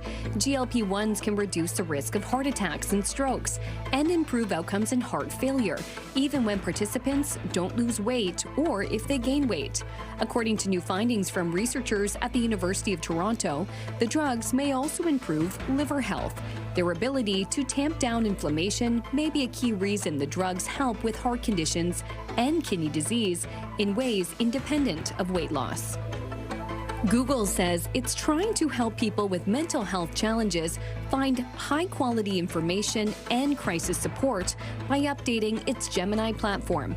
Google says the AI tools can play a positive role in improving people's mental health, especially if a person is experiencing a crisis. Google plans to add a system that will direct users to mental health hotlines when people feel they may harm themselves. Users will be connected to a crisis hotline website where they can chat, call, or text someone. Google says it plans to spend tens of millions of dollars over the next 3 years in global crisis hotlines, and it will introduce a Help is Available tool when users are talking about mental health. Finally, south of the border, a hospital in Idaho unveiled its new surgical system called Da Vinci 5. The robotic surgical system is used for minimally invasive procedures and is bringing cutting-edge medical techniques to patients. The new system supports more advanced surgeries, including abdominal and pelvis. The hospital's medical director says this upgrade gives patients access to newer medical procedures closer to home.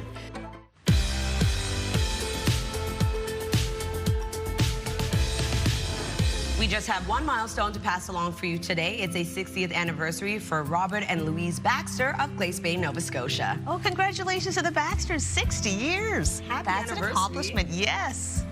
Absolutely. And to see your milestone again or to find out how to submit one, visit our website by scanning the QR code on your screen. And a reminder, milestones must be received 2 weeks in advance. All right, now we're going to take a look at our 3-day forecast. 11 degrees with periods of drizzle and or showers. We are going to see a steady rain into the evening. 16 degrees on Friday. Rain will clear, leaving cloudy skies. On Saturday, sunshine returns with a high of 15. For Nova Scotia, 7 degrees today. Chance of drizzle and or showers. Transitions over to rain into the evening. On Friday, rain continues but will clear out, leaving cloudy skies with a high of 13. On Saturday, we see the return of sunshine, but showers arrive yet again into the evening. For Prince Edward Island, 9 degrees, isolated drizzle, evening rain. 10 degrees on Friday, looking at rain clearing out, leaving cloudy skies, but sunshine returns in the forecast on Saturday with a high of 11.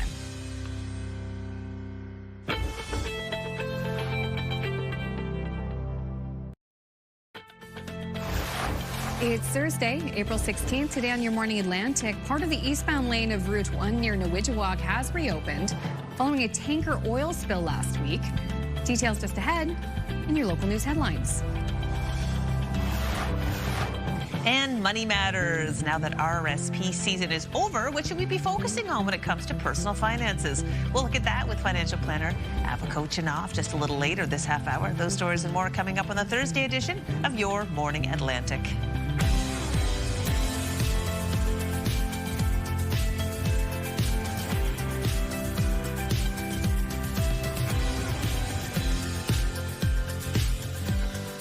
Hey, good morning, Atlantic Canada. Thank you so much for joining us on this Thursday morning, already in the middle of April. Feeling those April showers, but there's so much to get to. A lot of people talking about finances, not only for this time of year, the end of tax season, but just with the rising cost of everything. Oh, yeah. So it's nice to have Ava back on the show because she gives really good advice. She really does. I did my taxes a few weeks ago. I was like, man, how much you have to pay to file taxes nowadays? I was like, yeah. It's rough. But you got to get it done, so. Got to be done. Good on you for getting it done on time. I had no choice. Last year I was so behind. I was no. so late.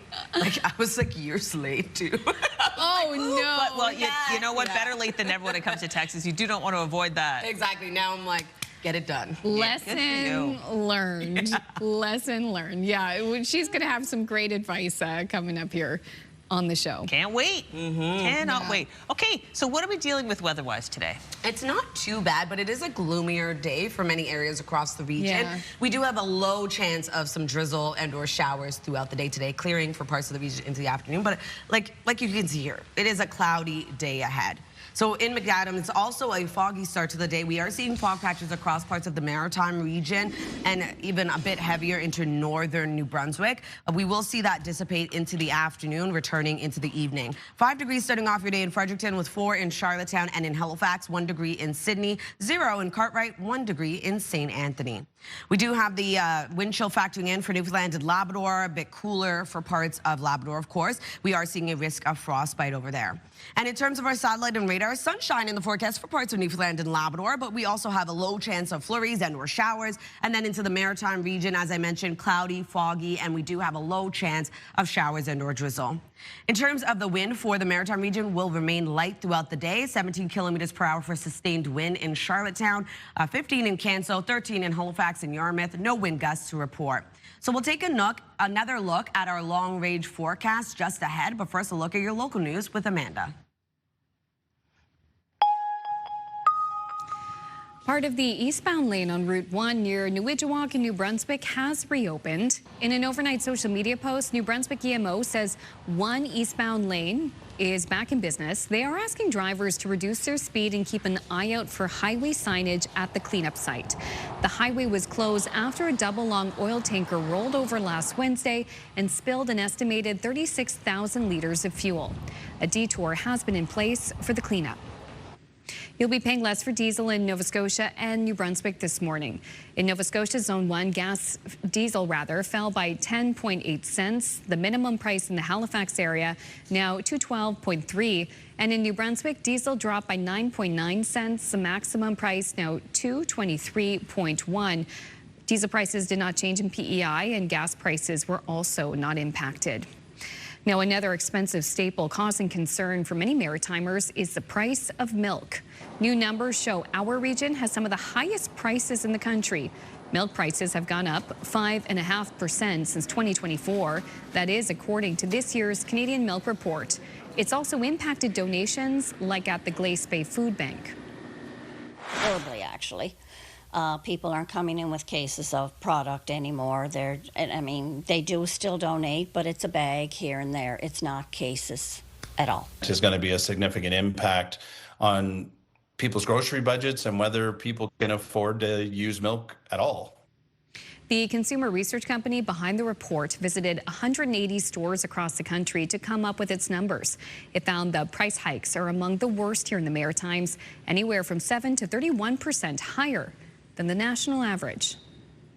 Military police have laid charges following the death of a Royal Canadian Navy sailor in Halifax last year. Petty Officer Second Class Gregory Applin died after a vessel capsized during a training exercise. The 38-year-old sailor was on board a rigid inflatable boat, similar to this one, in the Bedford Basin. According to DND, the vessel capsized in freezing conditions during a training exercise. Applin and another sailor were pulled from the water after 10 p.m. that Friday night and taken to hospital, where Applin later died. 2 members of the Royal Canadian Navy are now facing charges. Master Sailor David Terry, who was serving on HMCS Montreal at the time of the alleged offense, is charged with criminal negligence causing bodily harm and negligent performance of military duties. Sailor First Class Alexandra Garrison faces a charge of dangerous operation of a conveyance causing death, along with negligent performance of military duties. In a statement, Royal Canadian Navy officials said, "We're also extremely mindful that an incident like this almost never results from a single cause or single error, and it is most likely the outcome of a combination of factors." DND says the case will now go through an independent legal process within the military justice system in the coming months. In New Brunswick, 5 people accused in a conspiracy to commit murder case appeared in a Moncton courtroom Wednesday morning. 1 woman and 4 men were charged last fall with conspiracy to commit the murder of Silvio Saunier. He's the son of Bernard and Rosemarie Saunier, who were shot and killed in their Dieppe home in 2019. Jansen Baker, Nicholas Bain, Jesse Logue, Christopher Lennon, and Monique Boyer all face charges. Baker was recently found guilty of 2 counts of first-degree murder in the deaths of Bernard and Rose Marie. All 5 had their matters adjourned until next month. In Nova Scotia, police in Pictou County are investigating a string of very particular thefts from a cemetery. Officers looking for whoever broke off and stole multiple metal vases from the top of headstones at a cemetery on Alma Road in Sylvester. More than 60 of the ornaments have been ripped off in the past few weeks. Staff say they weren't removed for maintenance. Police are asking anyone with information to come forward. Finally, this is the moment of a lifetime for a young Flames fan when his hockey hero made an unforgettable pass. Dustin Wolf saw the sign that the little boy was holding. It said, "Wolf, you are my idol." His name is Okay, wait for the reaction from this young fan. Here it is. The Calgary Flames goaltender tossed his stick to the stands, and that went all the way as a gift to Cade Heisler, the 10-year-old, who's a goalie himself, just overcome by emotion at the incredibly moving gesture. Aww. Oh, I love moments like that. Look how happy that Flames fan is. Look at that. It's just like a small gesture from a big NHL player. And this is a moment like this kid and that family never gonna forget. Very sad that we had to play the rest of the game with no stick, but it was a very vulnerable position. He just used his hands. In any case, no, that's beautiful. I love it. Yeah. Guess Very, what? very sweet. What? It's time to check in on the Cape Breton Eagle Cam. Okay. With the Port Moran Wildlife Association. Okay. Who is in there today? I don't know. It's either Bruce or Suji. But we get the nice side view today. We love this. Is that one of the behind it? It's hard to tell. It's hard to tell if it's one or two. Maybe it's maybe they're both in there. The one. Eyes wide open. Yeah, it's some wood. It's the tree branch. It's the tree. It's just one. It's just one. But anyway, we'll keep looking. See if that egg hatches. Listen to those sounds, though. The sounds of spring with the birds chirping. And it's not that the feathers are not rustling around in the wind. It seems. Yeah, it is windy. Oh, love the cam. And you can pop this up. It's and watch for yourself anytime you like. Listen to the relaxing sounds of traffic, too, in the background. That's for sure. Okay, coming up this half hour, we're going to look at money matters and what we should know and focus on now that RRSP season is over. And also just after the break, it is a look at the Thursday forecast with Latavia. Details on the wet weather, and when we have a break from the wet weather, and then when we get the wet weather again. There's a lot to keep track of, eh? Yeah. Just keep the raincoat always at arm's length. Yeah, always have the layers handy. So we're going to take a live look now at Clark's Harbor, Nova Scotia, where you can see it is, yes, a rainy day. Details next.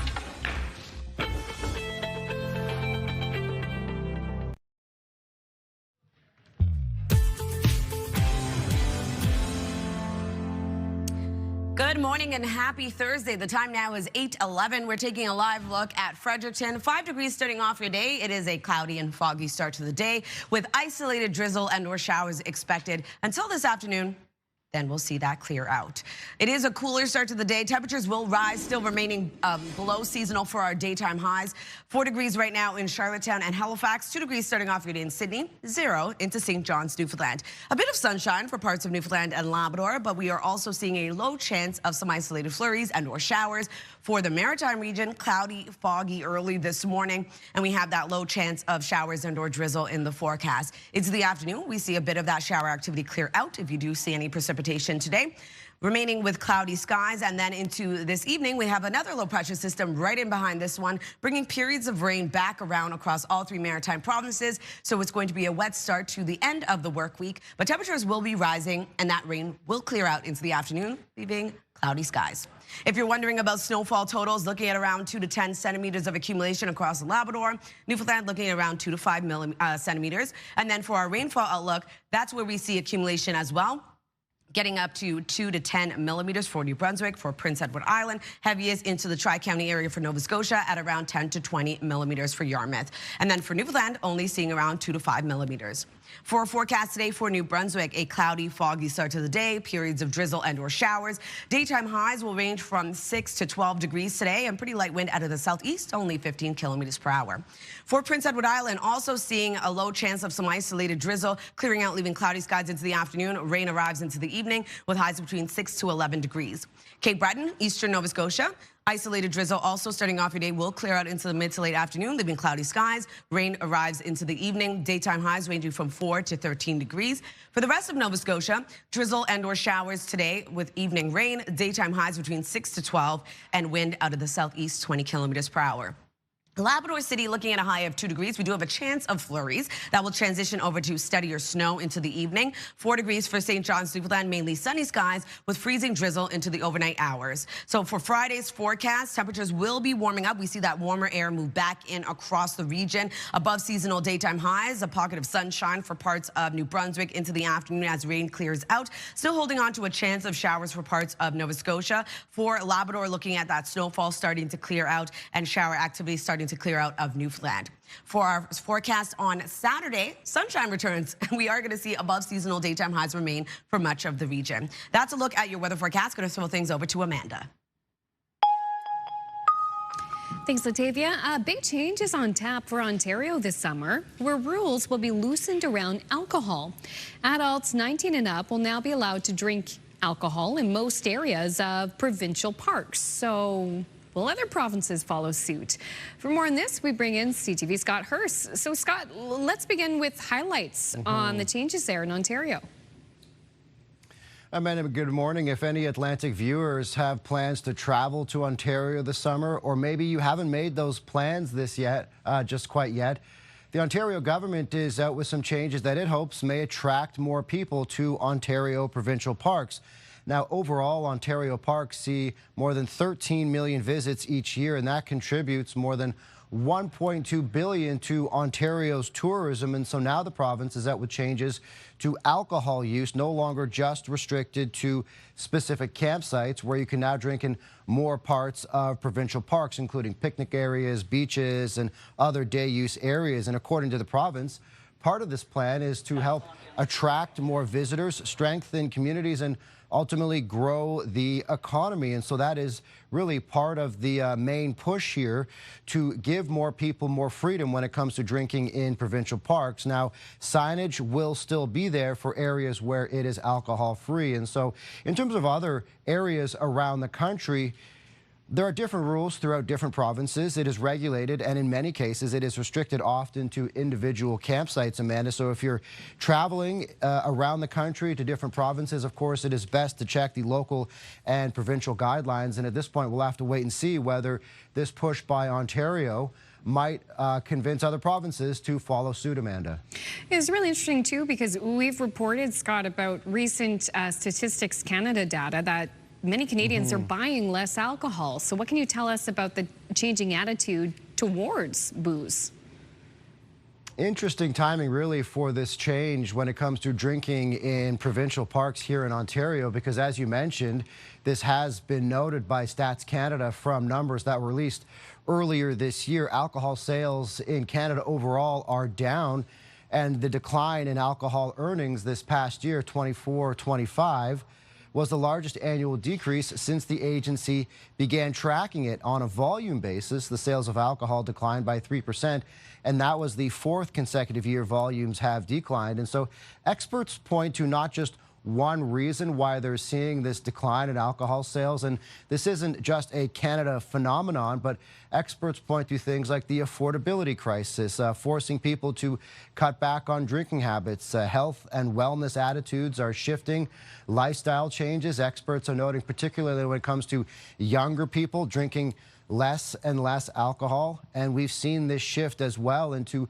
more non-alcoholic options. So you put all of those factors together, that really seems to be driving the reason why alcohol sales may be plunging.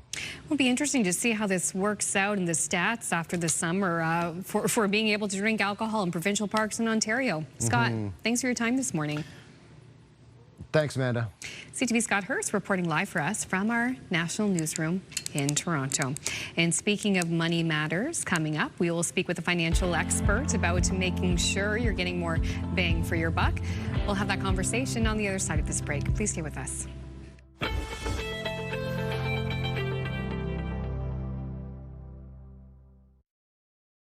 Move Mornings with Aaron and Peter. Weekday mornings on Move 100. The most fun in the morning. And home of the $1,000 minute. Only on Move 100 Halifax. Welcome back. It's 8:21. Now, RRSP season is over, but for many Canadians, the financial pressure is not. With the cost of living still rising, a lot of people are wondering what they should be doing next when it comes to money matters. Joining us now is our friend and financial planner, Ava Kochinoff, with some practical steps to help us move forward successful. Ava, good morning. Good morning, Crystal, to you. Great to have you here. And now that tax season is done, Hugh is right. Yeah, a lot of people spend that first time of the year really getting ready to maximize our RSP contributions. Well, they're rushing because they're like, oh my gosh, I've left everything to the last minute and I've got a huge tax liability. What do I do? Yeah, for sure. Okay, so then let's just say that's over. It's done. Okay, fresh start now. Yep. What should we be thinking about now? It's the reset time, right? So now it's about, oh, okay, I have a refund. What do I do with it? Yeah, So that's what's playing on a lot of people's minds. All right, what's the question? What's the answer to that question? Well, for a lot of my clients, we always start with be smart with that money because it's not a refund in my mind, it's an opportunity. So for a lot of my clients, what we do is we look at what does the year ahead look like? And so for folks, it's about forced savings opportunity, or it's about a chance to pay off some high interest debt that they might have incurred over the year or so. So it's a great opportunity to reset what's going on in their finances. Interesting. Yeah. Okay, so what would you say? Let's pretend, I'm going to do a couple scenarios. You have no debt. Yeah. You get your refund. What do you do with it? It's always that strategy of put it into your TFSA, right? So maximize, get that opportunity. You've got two things going for you really well is that you brought down your taxable income, you got the refund, now put that into your TFSA to help build your emergency fund. Okay, and most people know what a TFSA is, but if in case you don't? Yeah, it's a tax-free savings account. So it's another really fabulous investment account that is used by Canadians. All right, with the cost of living still high, a lot of people are concerned about their finances. Yep. A lot of people feeling the pinch. What are the most important money moves right now? Really, I know this sounds boring, I say it all the time, but it's clarity. So what I mean by that is know your cash flow. It's understanding where the leaks in your money are. I think I've talked to you before about blips in your income, so all the year through. So when you know your cash flow, it's that perfect place to start. Okay, perfect. All right, that's really important. It kind of keeps you, it helps you weather the storm, so to speak. It really does. Let's say you're looking at your tax refund, you're like, I could have done a whole lot better. What do you say to people who don't feel like they did enough? Well, and that's another really good point. And so that's where this time of the year, it's the reset. And what I mean by reset is you look at your year ahead, you plan, and you look at, again, when I said the small leaks. Yeah. And so when you do that, you start looking at where can I make some changes, even the small ones, even a $50 a month change where you save. Remember, I was talking to you before about automation. Yeah. And so what I mean by that is that you put that money away from yourself every month into your tax-free savings account, into your RRSP, if you're saving for your own retirement, right? A lot of self-employed people have to do that. Yes. So it's about taking that opportunity right now to plan out that year.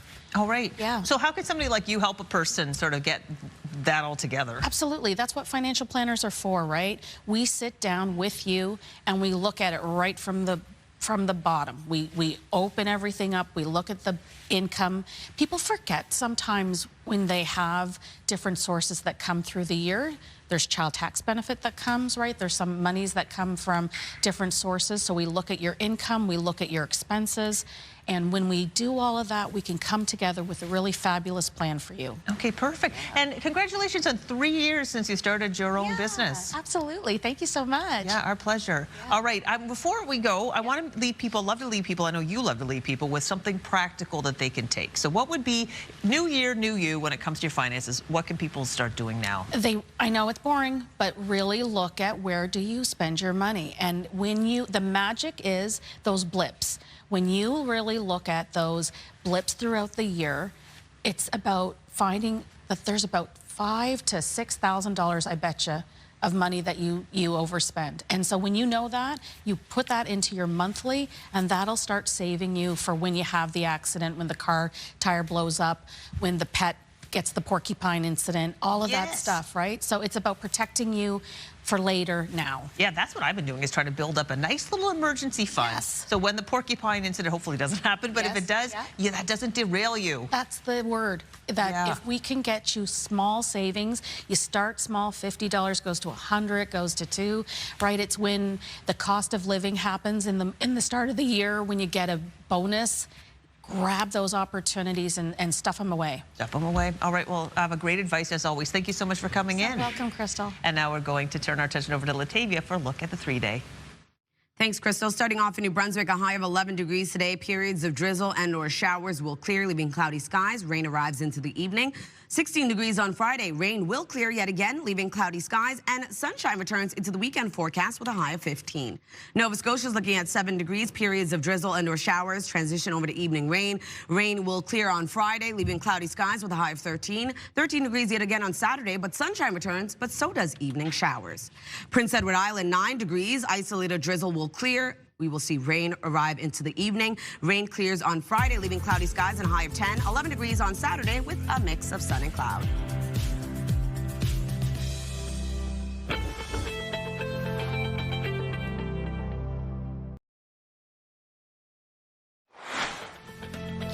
Still ahead this morning, watch over this guy. A visit to Fromville.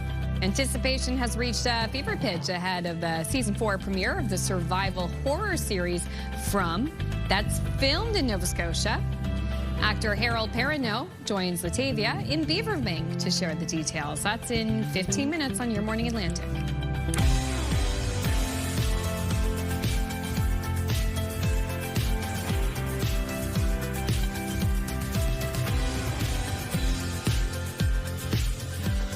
Good morning, Atlantic Canada. Thank you so much for joining us. The time now is 8:30. I'm so excited to share this segment. Tell us more about this. Yes. Well, From is a very big show now. Yeah. Heading into its 4th season this Sunday. Very excited. I am a super fan of this show and super fan of Harold Perrineau. Yeah. As well. So it's going to be so great to see everyone come along this journey with me. I got to go back to the set back in fall. In September, early September, yeah. So it's been a long time in the making. It's very exciting. So why you would love this show?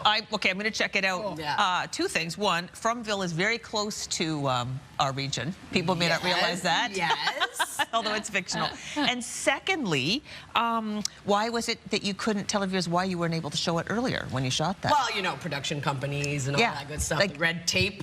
Exactly. Well, I think it's super cool. You were bound by that, and now you're finally able to release it. Absolutely. It's very exciting. Cool. Like, Kyle and I first, when we started watching the show 2 seasons in, one of our viewers actually told me about this show. Cool. And we were driving past Beaverbank just to see the big Colony House. It's a huge house on a hill, and you couldn't go in. Obviously, there's gates. To finally, I was going to do this before mat leave. Yeah. But it didn't come to fruition. Thankfully, when I came back a year later, I was able to get to do that. An exclusive for Your Morning Atlantic. Yeah.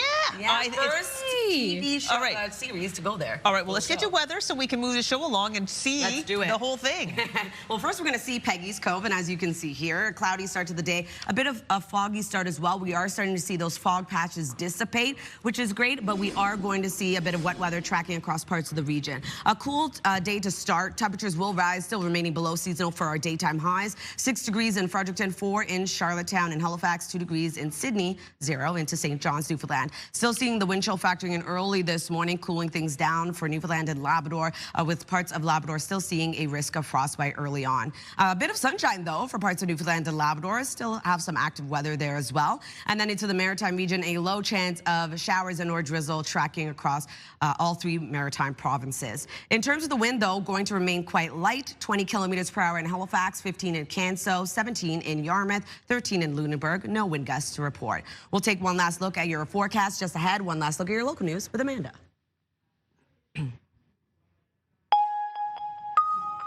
Thanks, Latavia. And we begin in New Brunswick. Part of the eastbound lane on Route 1 near Newidgewok has now reopened. In an overnight social media post, New Brunswick EMO says one eastbound lane is now back open to traffic. They are asking drivers to reduce their speed and keep an eye out for highway signage at the cleanup site. The highway was closed after a double-long oil tanker rolled over last Wednesday and spilled an estimated 36,000 liters of fuel. A detour has been in place for the cleanup. At the pumps, you'll be paying less for diesel in Nova Scotia and New Brunswick this morning. In Nova Scotia, Zone 1, diesel fell by 10.8 cents. The minimum price in the Halifax area now $2.12.3. And in New Brunswick, diesel dropped by 9.9 cents. The maximum price now $2.23.1. Diesel prices did not change in PEI, and gas prices were also not impacted. Meantime, the rising cost of fuel is impacting the bottom line for gas stations. The cost of fuel is going up, their visa fees go up, and their wages go up, their power bill goes up. All of the cost of operating a business continues to increase, and while that's increasing, it's taking out of their margin, and there's no mechanism in place right now to increase that margin. Retail Gasoline Dealers Association, which represents over 100 independent stations in Nova Scotia, has asked the Energy Board for an emergency interim change to retail margins from the current 5 to 10 cents per liter. They're also calling for a wider review of the entire retail margin structure. Military police have laid charges following the death of a Royal Canadian Navy sailor in Halifax last year. Petty Officer 2nd Class Gregory Applin died after a vessel capsized during a training exercise. The 38-year-old sailor was on board a rigid inflatable boat, similar to this one, in the Bedford Basin. According to D&D, the vessel capsized in freezing conditions during a training exercise. Applin and another sailor were pulled from the water after 10 p.m. on that Friday night and taken to hospital, where Applin later died. 2 members of the Royal Canadian Navy are now facing charges. Master Sailor David Terry, who was serving on HMCS Montreal at the time of the alleged offense, is charged with criminal negligence, causing bodily harm and negligent performance of military duties. Sailor First Class Alexandra Garrison faces a charge of dangerous operation of a conveyance causing death, along with negligent performance of military duties. In a statement, Royal Canadian Navy officials said, "We are also extremely mindful that an incident like this almost never results from a single cause or single error, and it is most likely the outcome of a combination of factors." D&D says the case will now go through an independent legal process within the military justice system in the coming months. Finally, a time capsule sealed for decades was opened in Charlottetown. CTV's Maria Saru has a look at the treasures inside.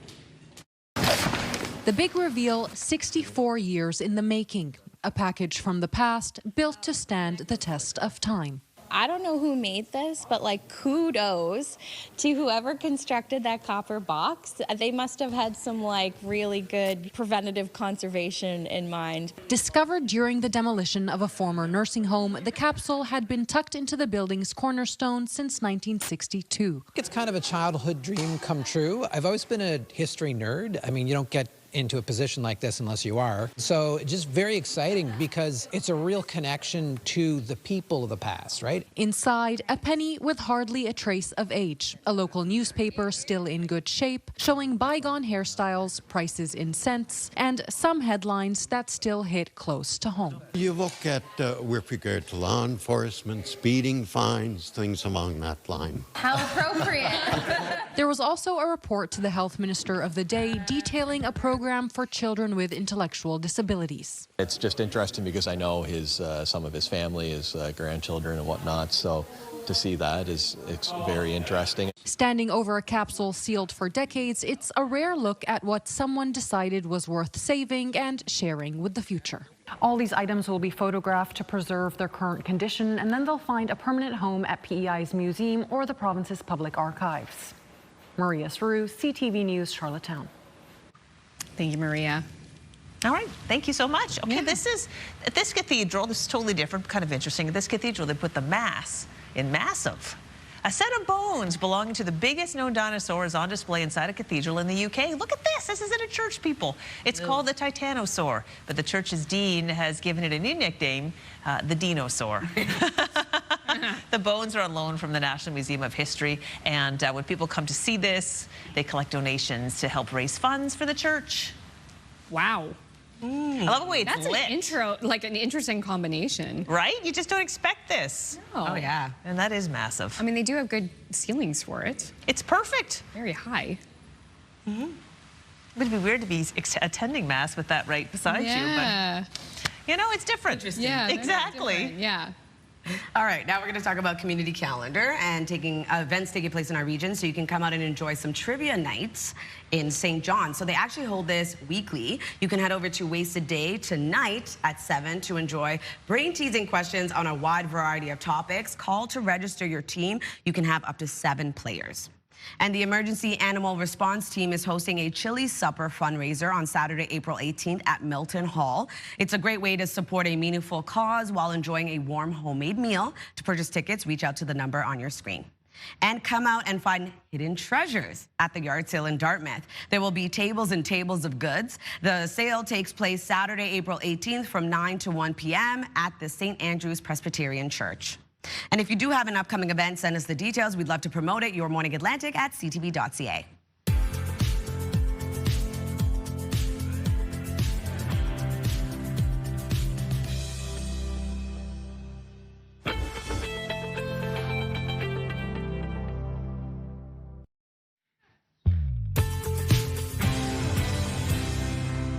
Good morning, Atlantic Canada. The time now is 8:42. We're taking a live look at Miko. 4 degrees starting off your day. You can see some sunshine in behind those clouds.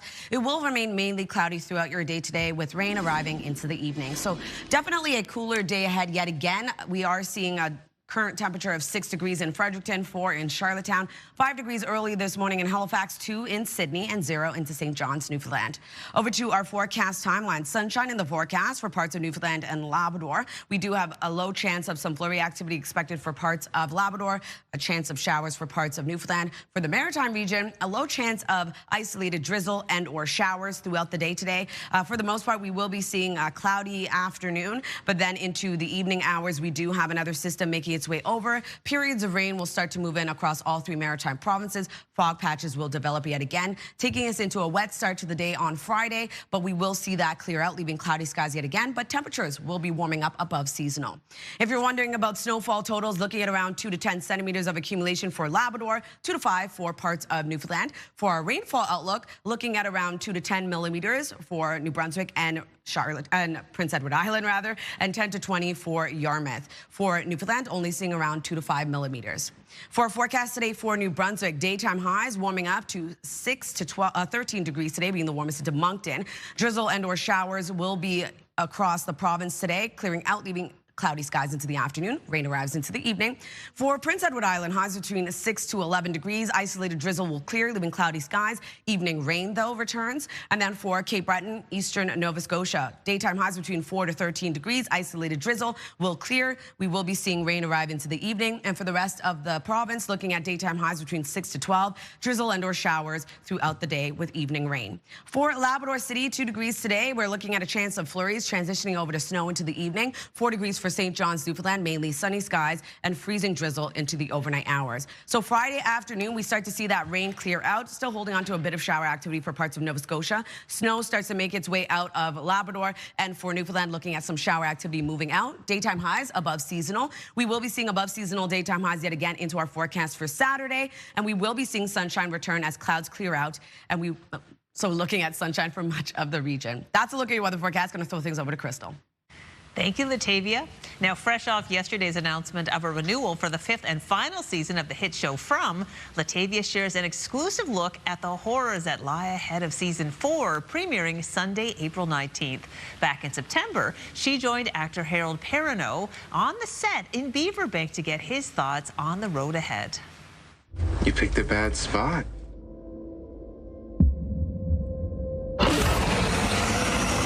What started as a detour quickly spirals into a waking nightmare. A town full of monsters and survivors, an endless mystery, and a quest for the way back home. The forest doesn't feed on fear. It feeds on hope. MGM's From is scaring up its 4th season, and acclaimed actor Harold Perrineau's character, Sheriff Boyd Stevens, is feeling the weight of a town filled with terror, looking for a way home. But for Perrineau, it's certainly not the first time he's been lost. Get these people home, Sheriff. Do everything I can. Why do you keep getting lost? I don't know. I keep getting stuck in places that I can't get out of. I get stuck on islands, prisons, the Matrix. You can't get out of anywhere. And so it just seems to be the thing that happens for me. Yeah, I think I just like the way, people try to figure out how to survive. You know what I mean? Mm-hmm. And I always think that's interesting. And I don't always do it in my life, but like the choices you make about living are often dictated by, your circumstances. You're so strong. You're so strong. Just no, I know. Last season, we saw Boyd being pushed to his breaking point. After a massive cliffhanger, we were left wondering just exactly what's next. It's safe to say your character Boyd was tested and put through the ringer. So with all that your character has been through, how does Boyd move forward? He very carefully. Really, really carefully. Yeah, a lot happened last year, and they were all, trying to see if they could break him, right? And I actually think in this 4th season, maybe they may be continuing that because this season, I don't know what these creatures are, but this season they are the meanest I have ever seen. Like they're mean to everybody, not just me this time, but like it's really the meanest season I've seen so far. So, and at the end of the day, he's got to get his son home and as many people as he can. So that's his mission, and that's what he's gonna hopefully do. Like I said, they're being really, really mean. But it almost feels like they're pushing us closer together. And if they push us closer together, I got a feeling we'll start sharing stories in a way we hadn't before. We got the very first backstage pass to walk the streets of Fromville. And for fans out there who may not know, this nightmare is filmed right here in our very own backyard. Fromville is actually here in Beaverbank, and Perrineau feels right at home. I like it a lot. Yeah. The only thing that's a bummer about Nova Scotia is my family isn't here. Oh, yeah. But man, if they were here, we would be running around this town. But I really do love it. I have such a good time here. Our crew is amazing. Like our sets are amazing. We're on set now. I couldn't be happier. I was driving in the car a couple of days ago, and I was like, wait, this might be it. I might be doing everything I want to do right now. I'm doing this show that I love. I love the writing. I love the people. I'm driving myself to work. Look at that lake. I felt like I might be in the sweet spot. It's safe to say by now that beyond the cult-like following the show has already garnered, fans have been busy trying to dissect this mystery, and boy, what a mystery it is.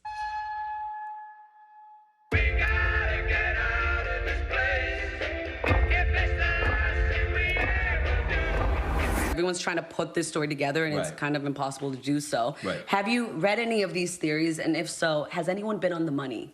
You know what? After I did Lost, I dedicated myself to not reading the theories. I mean, there are theories, and the show is over. Yeah. You know how it ended. Exactly. Yeah. You guys are in purgatory. Stop. No, maybe Lost and From, they're in the same sphere. They're not. They're not.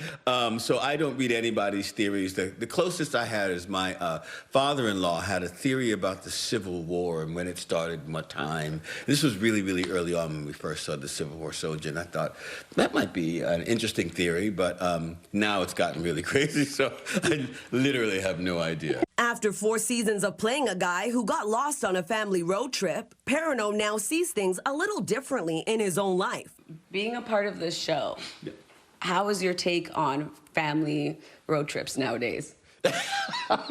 Every time we see a fallen tree, and like I have a lot of family in the South and stuff like that, there's always a fallen tree. Everybody looks at me and goes, oh. And I'm like, yeah, I know. It's not funny anymore. Family trips are taken very carefully. My wife and daughter did a road trip this summer, and I was nervous the whole time. Like, because it was just the two of them, and I was just like nervous, and I kept calling them. We're at Beale Street. Relax. Take it easy. I was, all right.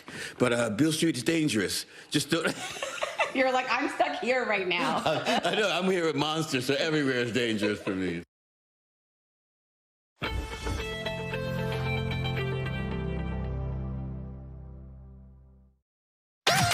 The #1 morning show in Halifax. Turk, Megan, and Amateur Alex. And home to the biggest artists. Halifax's #1 hit music station. 101.3 Virgin Radio. Welcome back. For the last bit of the show, we're going to share the responses and texts to the Move Morning Chat, because we were asking throughout the morning if there was like a Maritime Music Hall of Fame. I know we do have select Hall of Fames for the region and for different genres, but, you know, overall, who would you put in it? And why? Brandon says, I would put Quig Matthews in the Hall of Fame. This guy's been grinding and is everything a rap artist should be. So proud he's from home, which is here. Amazing, yeah. Agreed. Yeah, that is a good one. Good guy. This, of course, Kathy, Senator Burlington. I'm sure others will say Anne Murray, but for me, she just represents Nova Scotia and still going strong as an 80-year-old. She's always been one of my music heroes since she started out in the 60s. Oh, legend. Hear, hear. Yes. The original snowbird. Christina from St. Stephen's said, I would nominate the Trews for the Maritime Music Hall of Fame. Oh, the Trews are so good. Solid. That's a good, Solid. good choice. And we've got a couple similar answers here. Donna from Halifax, Stompin' Tom. Yeah, of course. And I know who agrees with Donna, Debbie from Trenton. Stompin' Tom Connors. Of course, in St. John, his hometown, they're trying to figure out where they're going to put a statue in his honor. Bernie from Rothsay, my nomination for the Maritime Hall of Fame would be an Acadian band. Now, I'm not sure if I'm saying it correct. Grand Derangement. I mean, it could be, like, that's how I would say it the French way. You know, sometimes we anglicize French words around here. But truly awesome sound and energy. I have not checked them out. I'll have to do that. Thank you. Add it to the list. LJ Middleton, it's all in the family. My nephew, Jared Lutz of Moncton. Ooh. Yeah. So thanks to everyone who sent us a text message, a moment to say hi and share who your favorite East Coast artist is. We appreciate that very much. Yeah. All right, controller, are we going to show our last laugh? Okay, great. This is a cute little thing, unrelated but cute.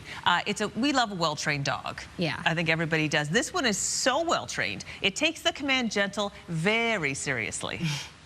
Gentle. Gentle. Okay. But come on, buddy. Gentle. She said gentle, not slow. Oh, my goodness. There we go. Whoa. Holy moly. That's gentle. Would your dogs do that for gentle? Even though our old dog Panda, we had a cute gentle, she would just like gently, she wouldn't be slow like that, but she just like ever so put her little lips out and just carefully take it. And she was very gentle. She was as gentle as a lamb with any, I would trust that dog probably around a small child. And our dog was very trustworthy around babies and small children, but yeah. Molly's like that. She's not that slow, but like, yeah, she's gentle. Marge? Not so much. Like, watch your fingers. Off. Yeah. What about Dewey? He's pretty good. He wouldn't be that slow, but I will say he'd be drooling. Right. Like in anticipation. When we do the like stay and slow and we stick down his nose and make him wait. Oh my gosh, it's like Beethoven. Yeah. Oh my gosh, he is thinking about that treat, I tell you what. That's but unprompted, like my current dogs and my old dog, if it just left. Oh yeah. But with the command gentle, then you get it. Oh my gosh. Anywho, it's already 8:57. That's the day. Tomorrow we're going to be live from the QE2 Grand Prize Show home in Oakfield. So we'll be joining us tomorrow, hopefully, and we'll end the show on a high note. Have a great day.